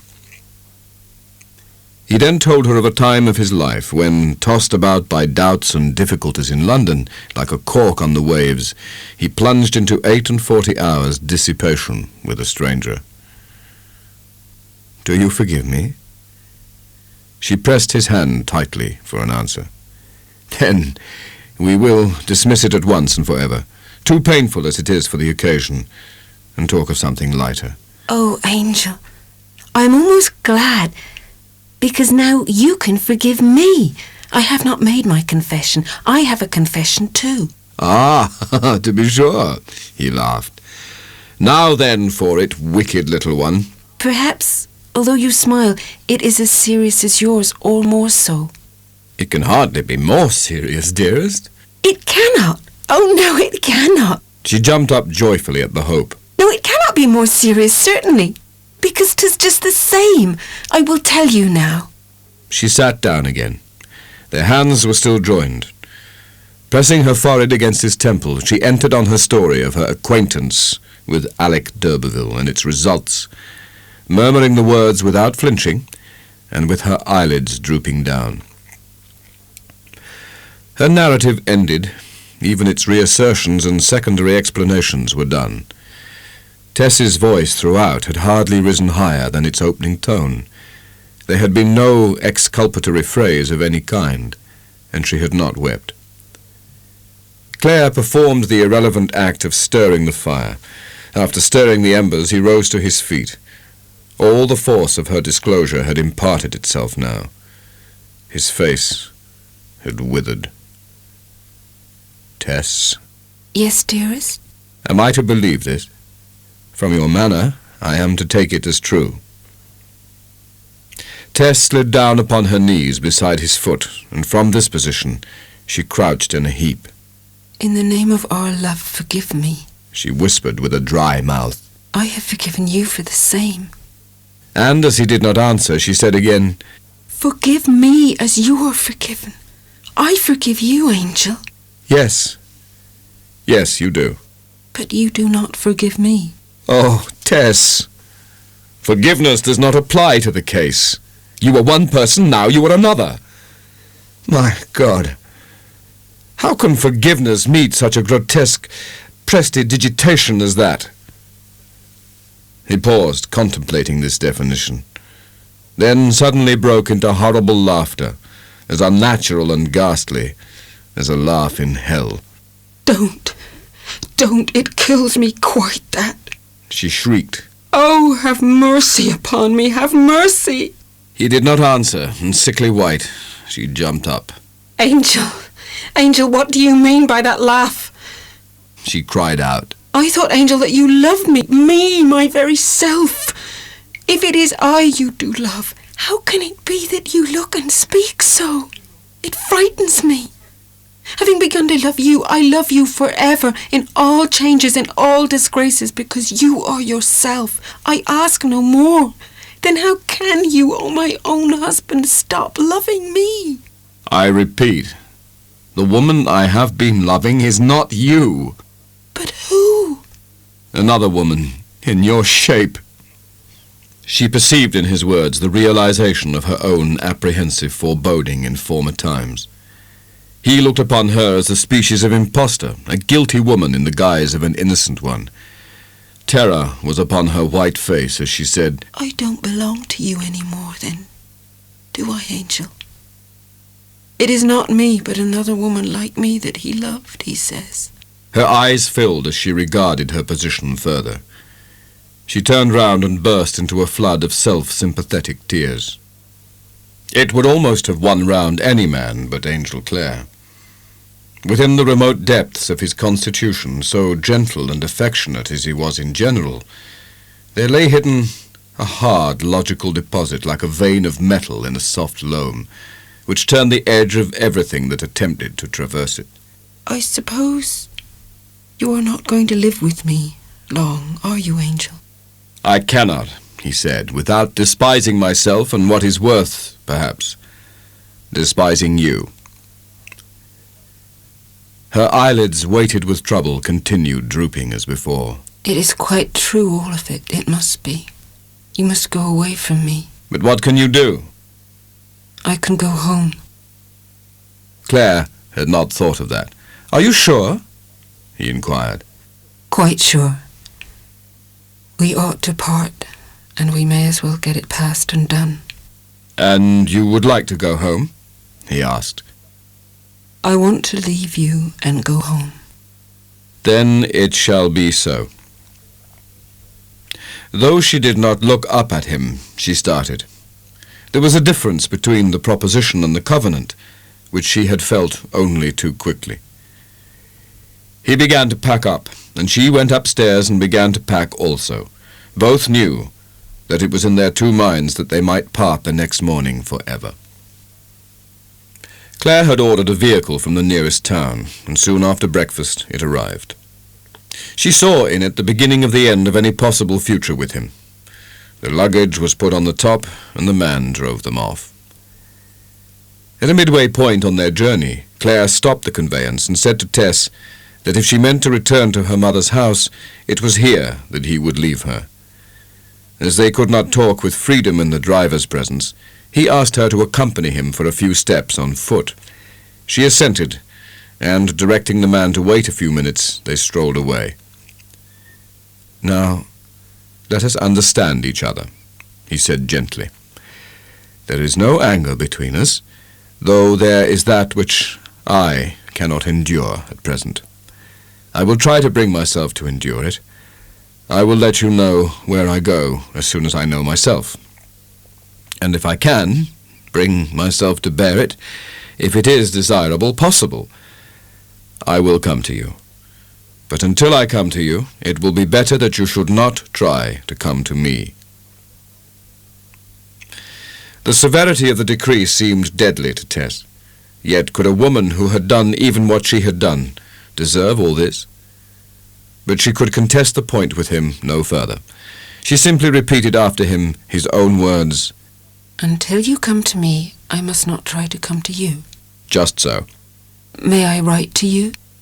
"Oh, yes, if you are ill, or want anything at all. I hope that will not be the case, so that it may happen that I write first to you." "I agree to the conditions, Angel, because you know best what my punishment ought to be. Only don't make it more than I can bear." That was all she said on the matter. If Tess had been artful, had she made a scene, fainted, wept hysterically in that lonely lane, notwithstanding the fury of fastidiousness with which he was possessed, he would probably not have withstood her. But her mood of long suffering made his way easy for him, and she herself was his best advocate. The remainder of their discourse was on practical matters only. He now handed her a packet containing a fairly good sum of money, which he had obtained from his bankers for the purpose. These things arranged, he walked with Tess back to the carriage and handed her in. The coachman was paid and told where to drive her. Taking next his own bag and umbrella, the sole articles he had brought with him hitherwards, he bade her good-bye, and they parted there and then. The fly moved creepingly up a hill, and Claire watched it go with an unpremeditated hope that Tess would look out of the window for one moment. But that she never thought of doing, would not have ventured to do, lying in a half-dead faint inside. Thus he beheld her recede. When Tess had passed over the crest of the hill, he turned to go his own way, and hardly knew that he loved her still.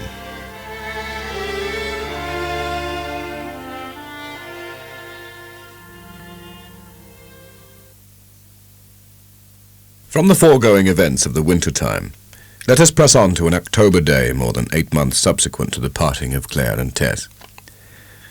We discover the latter in changed conditions. Instead of the ample means that were projected by her husband for her comfort through this probationary period, she can produce only a flattened purse. After again leaving Marlot, her home, she had got through the spring and summer rendering light, irregular service at dairy work near Port Bredy, to the west of the Blackmore Valley, equally remote from her native place and from Talbothays. The dairy work lasted only till the milk began to lessen. However, as harvest was now beginning, she had simply to remove from the pasture to the stubble to find plenty of further occupation, and this continued till harvest was done. Of the £25 which had remained to her of Claire's allowance, after deducting a contribution to her parents for the trouble and expense to which she had put them, there remained but little. When the last pound had gone, a remark of Angel's that whenever she required further resources she was to apply to his father remained to be considered. On the next Sunday she set out from Flintcombe Ash, where she worked, for Emminster. As the mileage lessened between her and the spot of her pilgrimage, so did Tess's confidence decrease, and her enterprise loom out more formidably. Tired from her long walk, she found a cottage in a village neighbouring Emminster, and, when the woman there fetched her some milk for refreshment, Tess, looking down the street, perceived that the place seemed quite deserted. "The people are gone to service, I suppose," she said. No, my dear, said the old woman. 'Tis too soon for that. The bells ain't struck out yet. They be all gone to hear the preaching in yonder barn. A renter preaches there between the services. An excellent fiery Christian man, they say. But Lord, I don't go to hearing. What comes in the regular way over the pulpit's hot enough for I. Tess soon went onward into the village, and seeing a barn not far off the road, she guessed this to be the site of the preacher. His voice became so distinct in the still clear air that she could soon catch his sentences, though she was on the closed side of the barn. "O foolish Galatians! Who hath bewitched you, that ye should not obey the truth, before whose eyes Jesus Christ hath been evidently set forth crucified among you?" The speaker began to detail his own spiritual experiences. He had, he said, been the greatest of sinners. He had scoffed. He had wantonly associated with the reckless and the lewd. But a day of awakening had come. But more startling to Tess than the doctrine was the voice, which, impossible as it seemed, was precisely that of Alec d'Urberville. Her face fixed in painful suspense, she came round to the front of the barn and passed before it.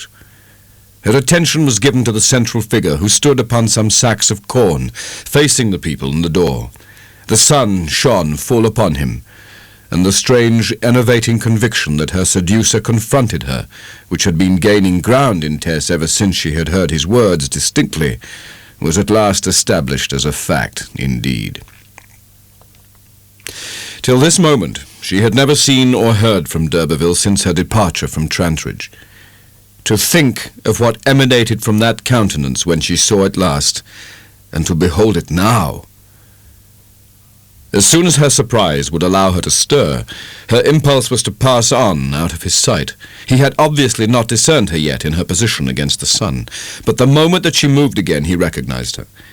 The effect upon her old lover was electric, far stronger than the effect of his presence upon her. His fire, the tumultuous ring of his eloquence, seemed to go out of him. His lips struggled and trembled under the words that lay upon it, but deliver them it could not, as long as she faced him. Tess walked as fast as she was able past the barn and onward. She went on without turning her head, but in minutes he was following her.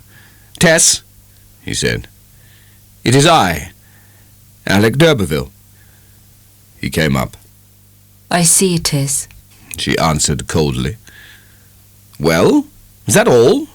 Yet I deserve no more, of course," he added with a slight laugh. "There is something of the ridiculous to your eyes in seeing me like this." There was the smallest vein of scorn in her words of rejoinder. Have you saved yourself? Charity begins at home, they say.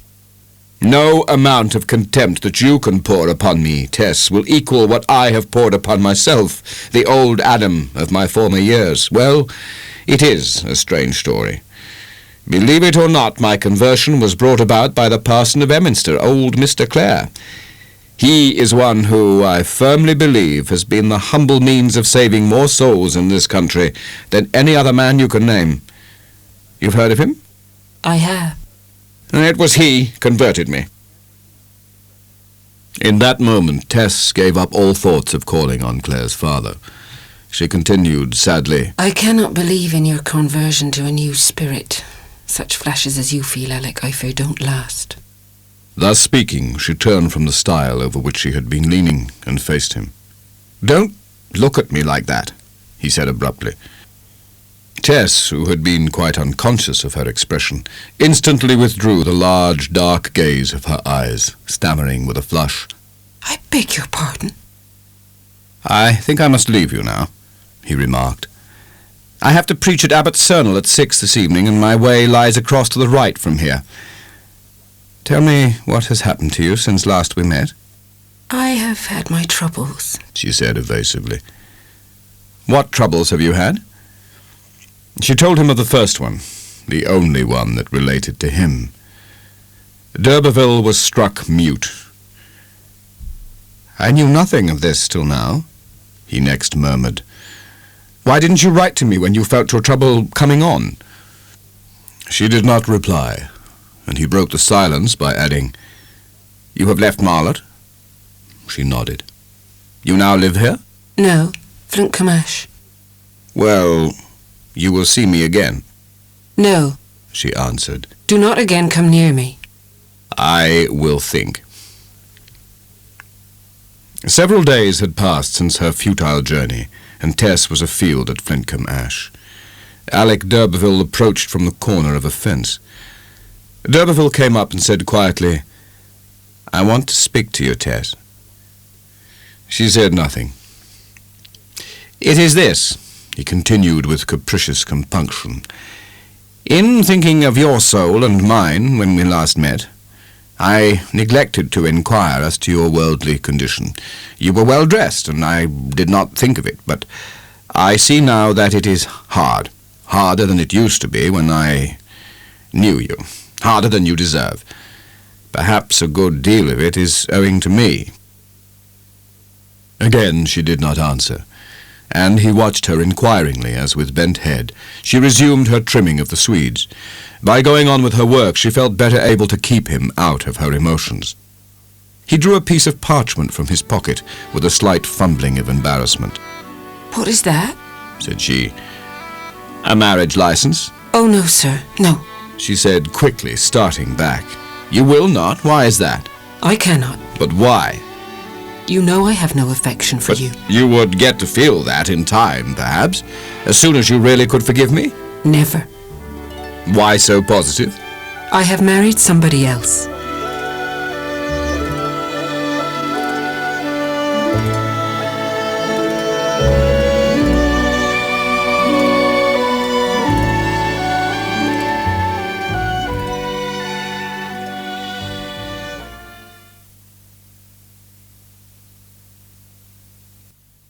Ah, he exclaimed, and he stopped dead and gazed at her. I did not wish to tell. I did not mean to. She pleaded. It is a secret here, or at any rate but dimly known, so will you keep from questioning me? You must remember that we are now strangers. Strangers, are we? Strangers? For a moment a flash of his old irony masked his face, but he determinedly chastened it down. Whom did you marry? Do not ask what I do not wish to tell, She begged, and flashed her appeal to him from her upturned face and lash-shadowed eyes. d'Urberville was disturbed. He moodily reflected with his eyes on the ground. Married? Married. Well, that being so, he added quite calmly, tearing the license slowly into halves and putting them in his pocket, that being prevented, I should like to do some good to you and your husband, whoever he may be. There are many questions that I am tempted to ask, but I will not do so, of course, in opposition to your wishes, though if I could know your husband, I might more easily benefit him and you. Is he on this farm? No, She murmured. he's far away. Far away from you? What sort of husband can he be? Oh, do not speak against him. It was through you. He found out. Ah, it is so. That's sad, Tess. Yes. But to stay away from you, to leave you to work like this. He does not leave me to work. She cried, springing to the defence of the absent one with all her fervour. He doesn't know it. It is by my own arrangement. Then does he write? I cannot tell you. There are things which are private to ourselves. Of course, that means that he does not. You are a deserted wife, my fair Tess. In an impulse he turned suddenly to take her hand. You must not. You must not. She cried fearfully, slipping her hand from his. Oh, will you go away for the sake of me and my husband? Go in the name of your own Christianity. Well, I have no right but to obey, I suppose, but, well, goodbye. That very night she wrote an appealing letter to Claire, concealing from him her hardships and assuring him of her undying affection. Anyone who had been in a position to read between the lines would have seen that at the back of her great love was some monstrous fear, almost a desperation, as to some secret contingencies which were not disclosed. She addressed it care of his parents, and could only hope it would reach him. When Alec d'Urberville called a second time to the farm at Flintcombe Ash, he was entirely changed in his attire and aspect. It was obvious at a glance that the original Weltlust had come back, that he had restored himself, as nearly as a man could do who had grown 3 or 4 years older, to the old, jaunty, slapdash guise under which Tess had first known her admirer and cousin, so called.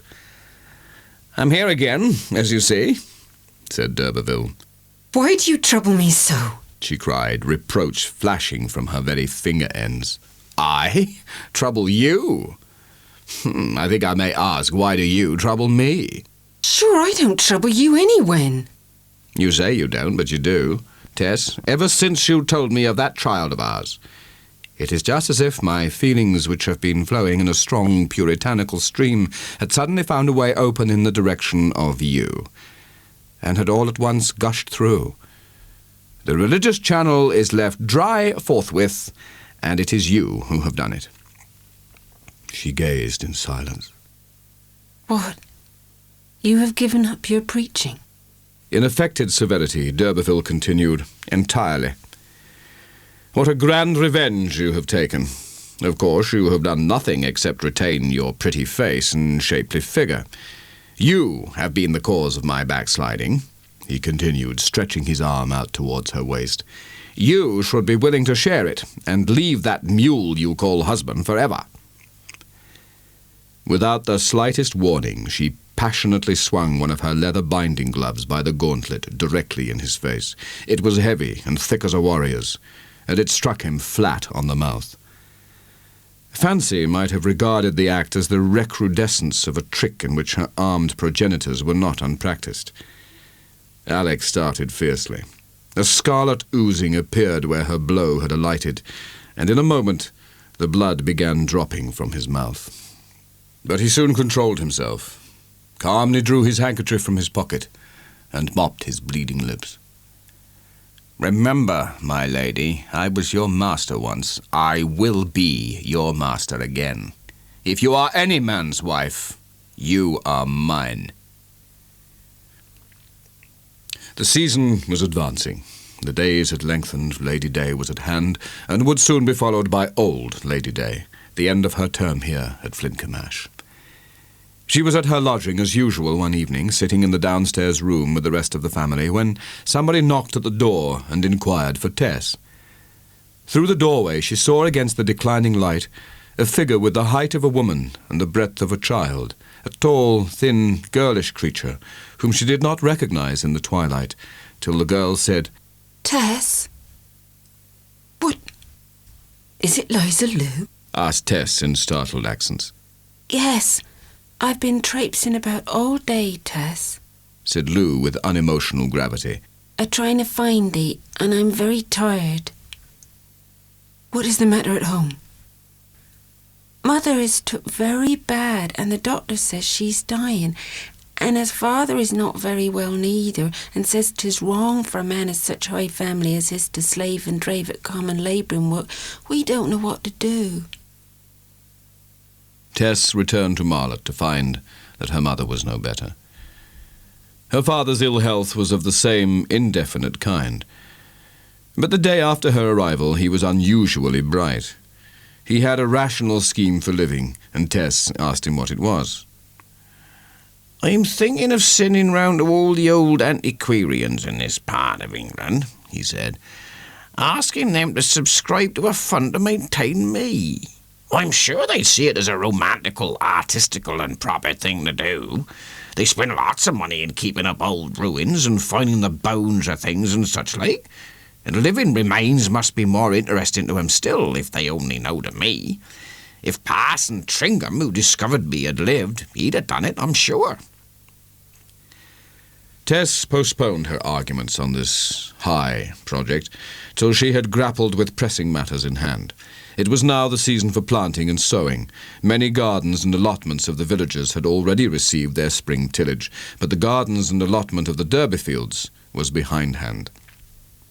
As Tess stirred the clods on their allotment, a man approached her. On going up to the fire to throw a pitch of dead weeds upon it, she found that he followed her. The fire flared up, and she beheld the face of d'Urberville. My dear, dear Tess, I come to protest against your working like this. But I like doing it. It is for my father. Your engagement at the other place is ended? Yes. Where are you going next? To join your dear husband? She could not bear the humiliating reminder. Oh, I don't know, she said bitterly. I have no husband. It is quite true, in the sense you mean. But you have a friend. And I have determined that you shall be comfortable in spite of yourself. When you get down to your house, you will see what I have sent there for you. Oh, Alec, I wish you wouldn't give me anything at all. I cannot take it from you. I don't like... It is not right. It is right, he cried lightly. I am not going to see a woman whom I feel so tenderly for as I do for you, in trouble without trying to help her. She turned and desperately resumed her digging, tears dripping upon the fork handle and upon the clods. About the children, your brothers and sisters, he resumed. I've been thinking of them.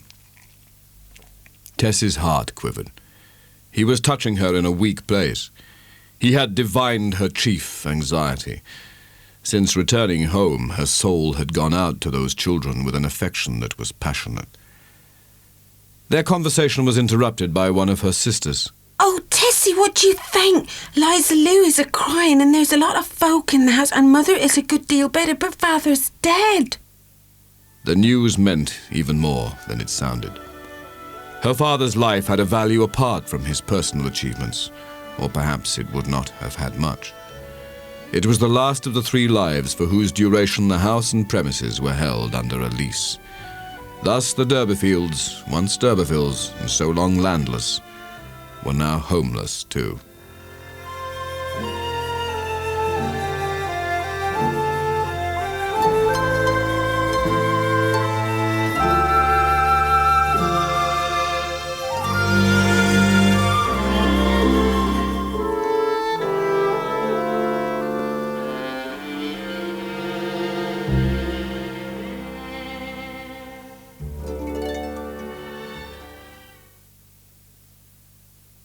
Her letter reaching him at last, Angel Clare decided that the moment to forgive his wife had finally come.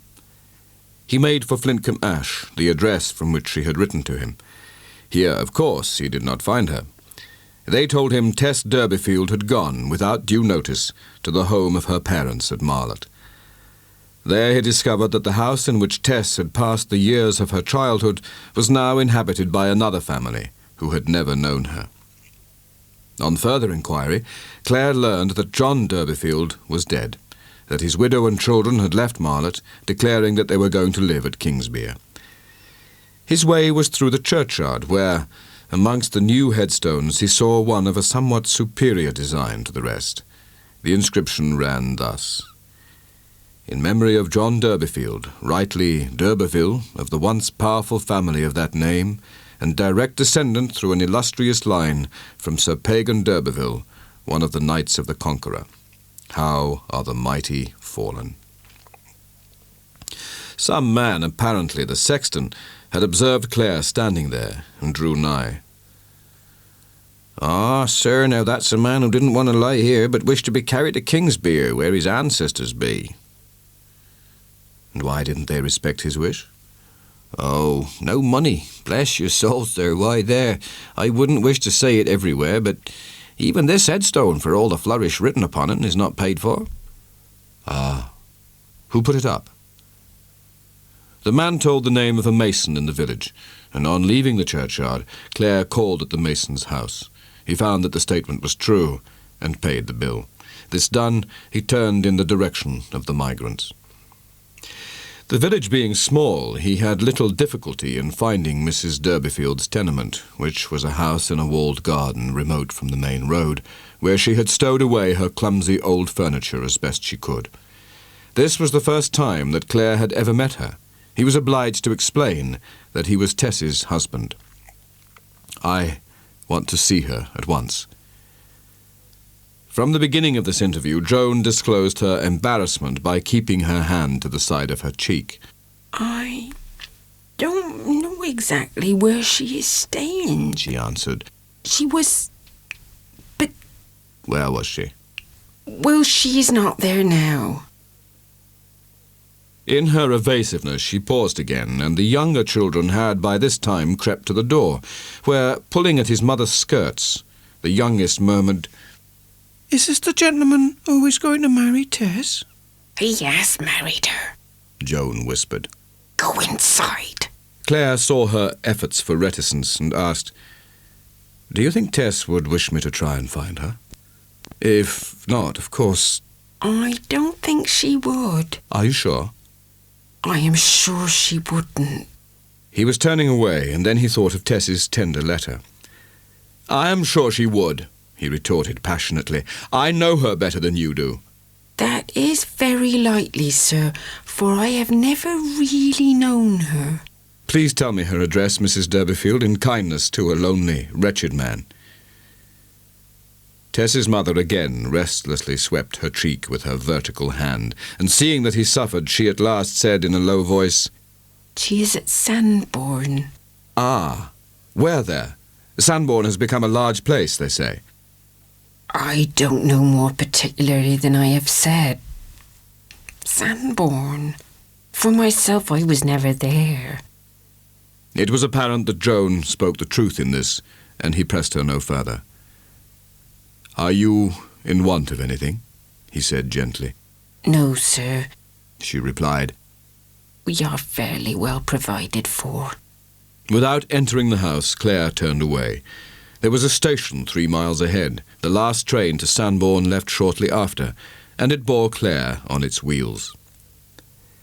Having secured a bed at one of the hotels in Sandbourne, Claire set out to find Tess next morning. Of the first postman he met, he inquired, Do you know the address of a Mrs. Clare? The postman shook his head. Then, remembering that she would have been likely to continue the use of her maiden name, Claire said, Or a Miss Durbeyfield? Durbeyfield? Yes. I know no name of Durbeyfield. But there is a name of D'Urberville at the Herons. That's it, cried Claire. What place is the Herons? Stylish lodging house. 'Tis old lodging houses here, bless ye. Claire received directions how to find the house, and hastened thither, arriving with the milkman. The hour being early, the landlady herself opened the door. Claire inquired for Teresa d'Urberville, or Durbeyfield. Mrs. D'Urberville? Yes.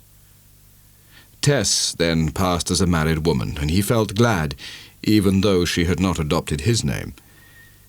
Will you kindly tell her that a relative is anxious to see her? It is rather early. What name shall I give, sir? Angel. Mr. Angel. No, Angel. It is my Christian name. She'll understand. I'll see if she's awake. He was shown into the front room, the dining room, and looked out through the spring curtains at the little lawn and the rhododendrons and other shrubs upon it. Obviously, her position was by no means so bad as he had feared. Suddenly Tess appeared on the threshold, not at all as he had expected to see her, bewilderingly otherwise indeed. Her great natural beauty was, if not heightened, rendered more obvious by her attire. She was loosely wrapped in a cashmere dressing gown of grey-white, and she wore slippers of the same hue.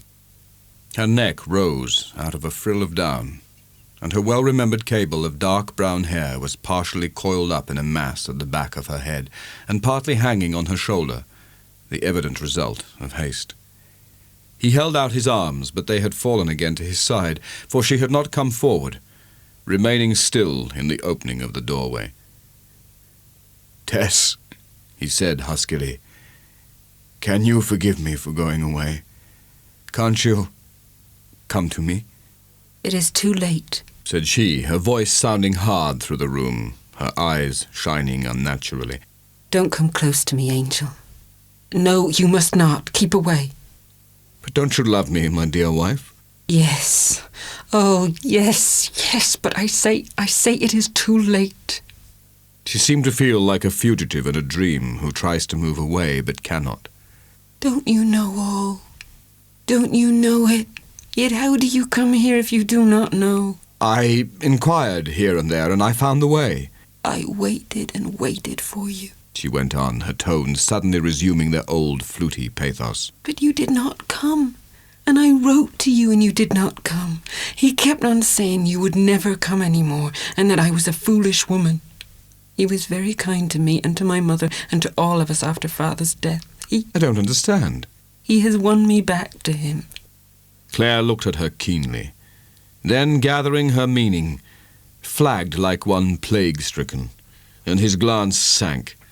It fell on her hands, which, once rosy, were now white and more delicate. She continued, He is upstairs. I hate him now because he told me a lie, that you would not come again, and you have come. These clothes are what he's put upon me. I didn't care what he did with me.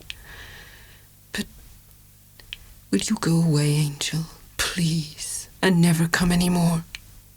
They stood fixed, their baffled hearts looking out of their eyes with a joylessness pitiful to see. Both seemed to implore something to shelter them from reality. "Ah, it is my fault," said Claire. But he could not get on. Speech was as inexpressive as silence. A few instants passed, and he found that Tess was gone. His face grew colder and more shrunken as he stood concentrated on the moment, and a minute or two after he found himself in the street walking along, he did not know whither. Mrs. Brooks, the lady who was the householder at the Herons and owner of all the handsome furniture, was not a person of an unusually curious turn of mind. She was too deeply materialized, poor woman, by her long and enforced bondage to that arithmetical demon, profit and loss, to retain much curiosity for its own sake. Overhead, as she sat in her room, she could now hear the floorboards slightly creak, as if someone were walking about, and presently the movement was explained by the rustle of garments against the banisters, the opening and closing of the front door, and the form of Tess passing to the gate on her way into the street. She was fully dressed now in the walking costume of a well-to-do young lady in which she had arrived, with the sole addition that over her hat and black feathers a veil was drawn. Mrs. Brooks had not been able to catch any word of farewell, temporary or otherwise, between her tenants on the floor above. They might have quarrelled, or Mr. d'Urberville might still be asleep, for he was not an early riser. As she thought thus, her eyes glanced casually over the ceiling, till they were arrested by a spot in the middle of its white surface, which she had never noticed there before. It was about the size of a wafer when she first observed it, but it speedily grew as large as the palm of her hand, and then she could perceive that it was red. The oblong white ceiling with the scarlet blot in the midst had the appearance of a gigantic ace of hearts. The alarm was soon given, and the house, which had lately been so quiet, resounded with the tramp of many footsteps, a surgeon among the rest. The wound was small, but the point of the blade had touched the heart of the victim, who lay on his back, pale, fixed, dead, as if he had scarcely moved after the infliction of the blow. In a quarter of an hour, the news that a gentleman who was a temporary visitor to the town had been stabbed in his bed spread through every street and villa of the popular watering place. Meanwhile, Angel Clare had walked automatically back to his hotel. He demanded his bill, having paid which, he took his dressing bag in his hand, the only luggage he had brought with him, and went out. Clare followed the route to the station. Reaching it, he found that there would be no train leaving for an hour or more. Broken in heart and numbed, he had nothing to hurry for. But he wished to get out of a town which had been the scene of such an experience, and turned to walk to the first station onward, and let the train pick him up there. He began to follow the open highway with a dim sense that somebody was trying to overtake him. It was not till she was quite close that he could believe her to be Tess. I saw you turn away from the station. Just before I got there, and I've been following you all this way. She was so pale, so breathless, so quivering in every muscle, that he did not ask her a single question, but seizing her hand and pulling it within his arm, he led her aside. Angel, She said, do you know what I have been running after you for? To tell you that I have killed him. A pitiful white smile lit her face as she spoke. "What?" said he, thinking from the strangeness of her manner that she was in some delirium. I have done it. I don't know how. She continued. Still, I owed it to you and to myself, Angel. I feared long ago that I might do it some day for the trap he set for me in my simple youth, and his wrong to you through me.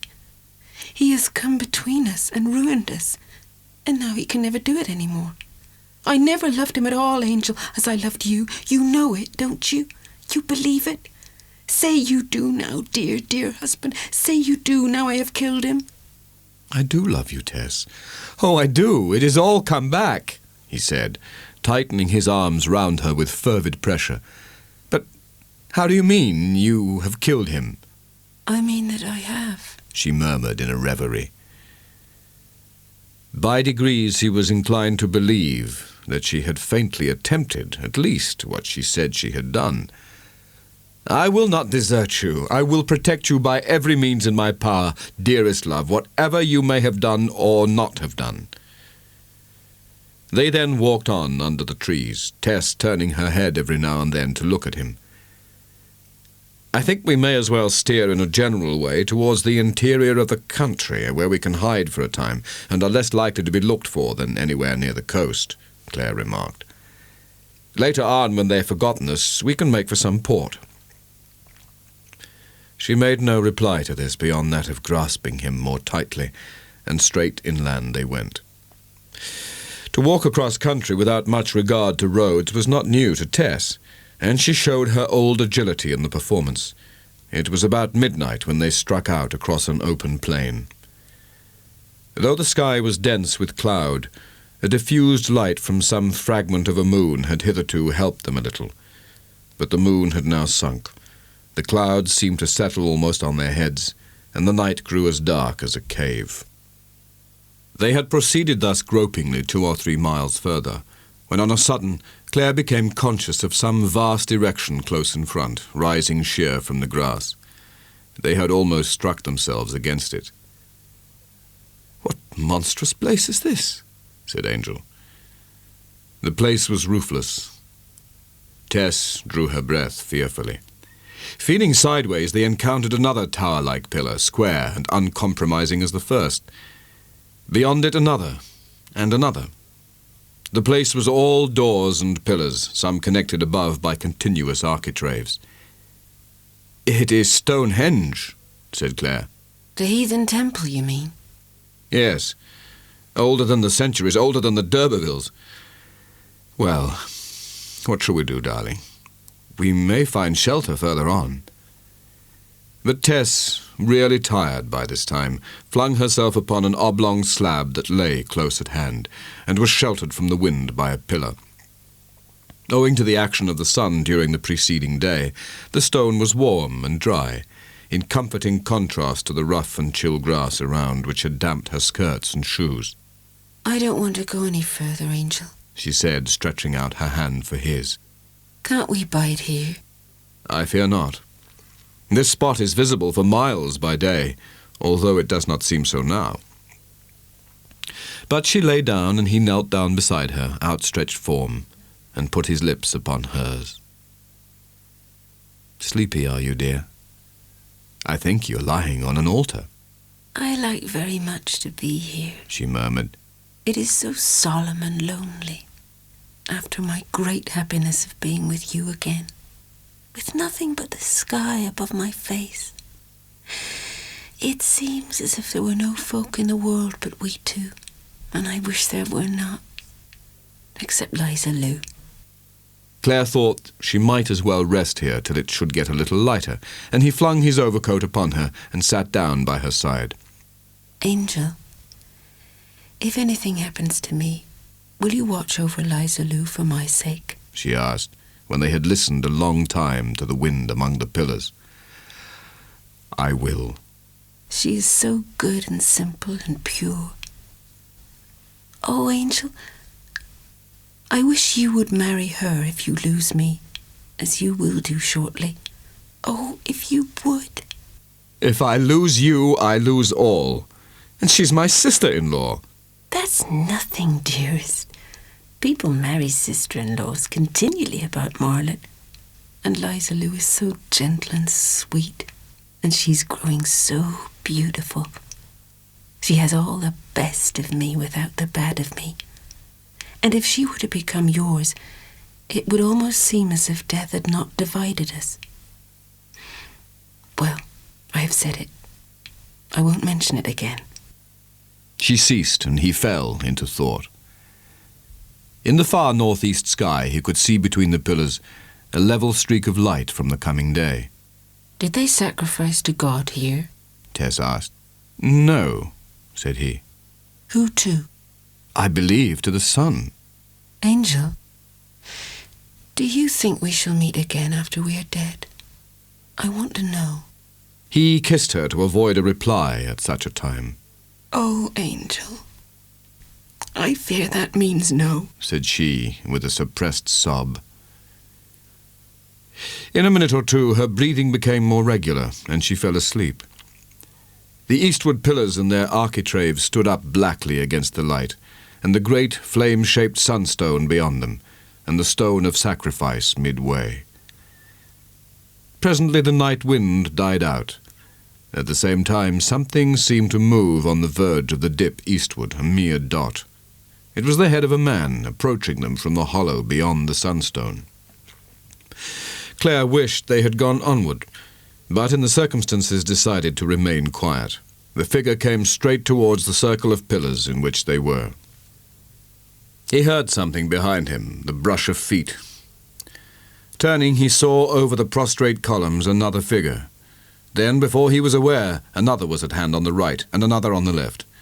The dawn shone full on the front of the man westward, and Claire could discern from this that he was tall and walked as if trained. They all closed in with evident purpose.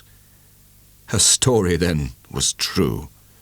Springing to his feet, he looked around for a weapon, loose stone, means of escape, anything. By this time, the nearest man was upon him. "It is no use, sir," he said. "There's 16 of us on the plain, and the whole country is roused." "Let her finish her sleep," he implored of the men as they gathered round. When they saw where she lay, which they had not done till then, they showed no objection, and stood watching her as still as the pillars around. He went to the stone and bent over her, holding one poor little hand. Her breathing now was quick and small, like that of a lesser creature than a woman. All waited in the growing light, the stones glistening green-grey, the plain still a mass of shade. Soon the light was strong, and a ray shone upon her unconscious form, peering under her eyelids and waking her. "What is it, Angel?" she said, starting up. "Have they come for me?" "Yes, dearest," he said. "They have come." "It is as it should be." she murmured. "Angel, I am almost glad. Yes, glad. This happiness could not have lasted. It was too much. I've had enough. And now I shall not live for you to despise me." She stood up, shook herself, and went forward, none of the men having moved. "I am ready," she said quietly. From the western gate, the highway ascends a long and regular incline, and up this road 2 persons were walking rapidly. They had emerged through a narrow, barred wicket in a high wall a little lower down. They seemed anxious to get out of the sight of the houses and of their kind, and this road appeared to offer the quickest means of doing so. Though they were young, they walked with bowed heads. One of the pair was Angel Clare, the other a tall, budding creature, Liza Lou. They moved on hand in hand, and never spoke a word. When they had nearly reached the top of the great West Hill, the clocks in the town struck 8. Each gave a start at the notes. and reaching the first milestone standing whitely on the margin of the grass, they turned and waited in paralyzed suspense beside the stone. Beneath lay the valley they had just left. In front of the city was a large, red brick building with barred windows speaking captivity. The wicket from which the pair had lately emerged was in the wall of this structure. From the middle of the building, an ugly, flat-topped tower ascended against the light.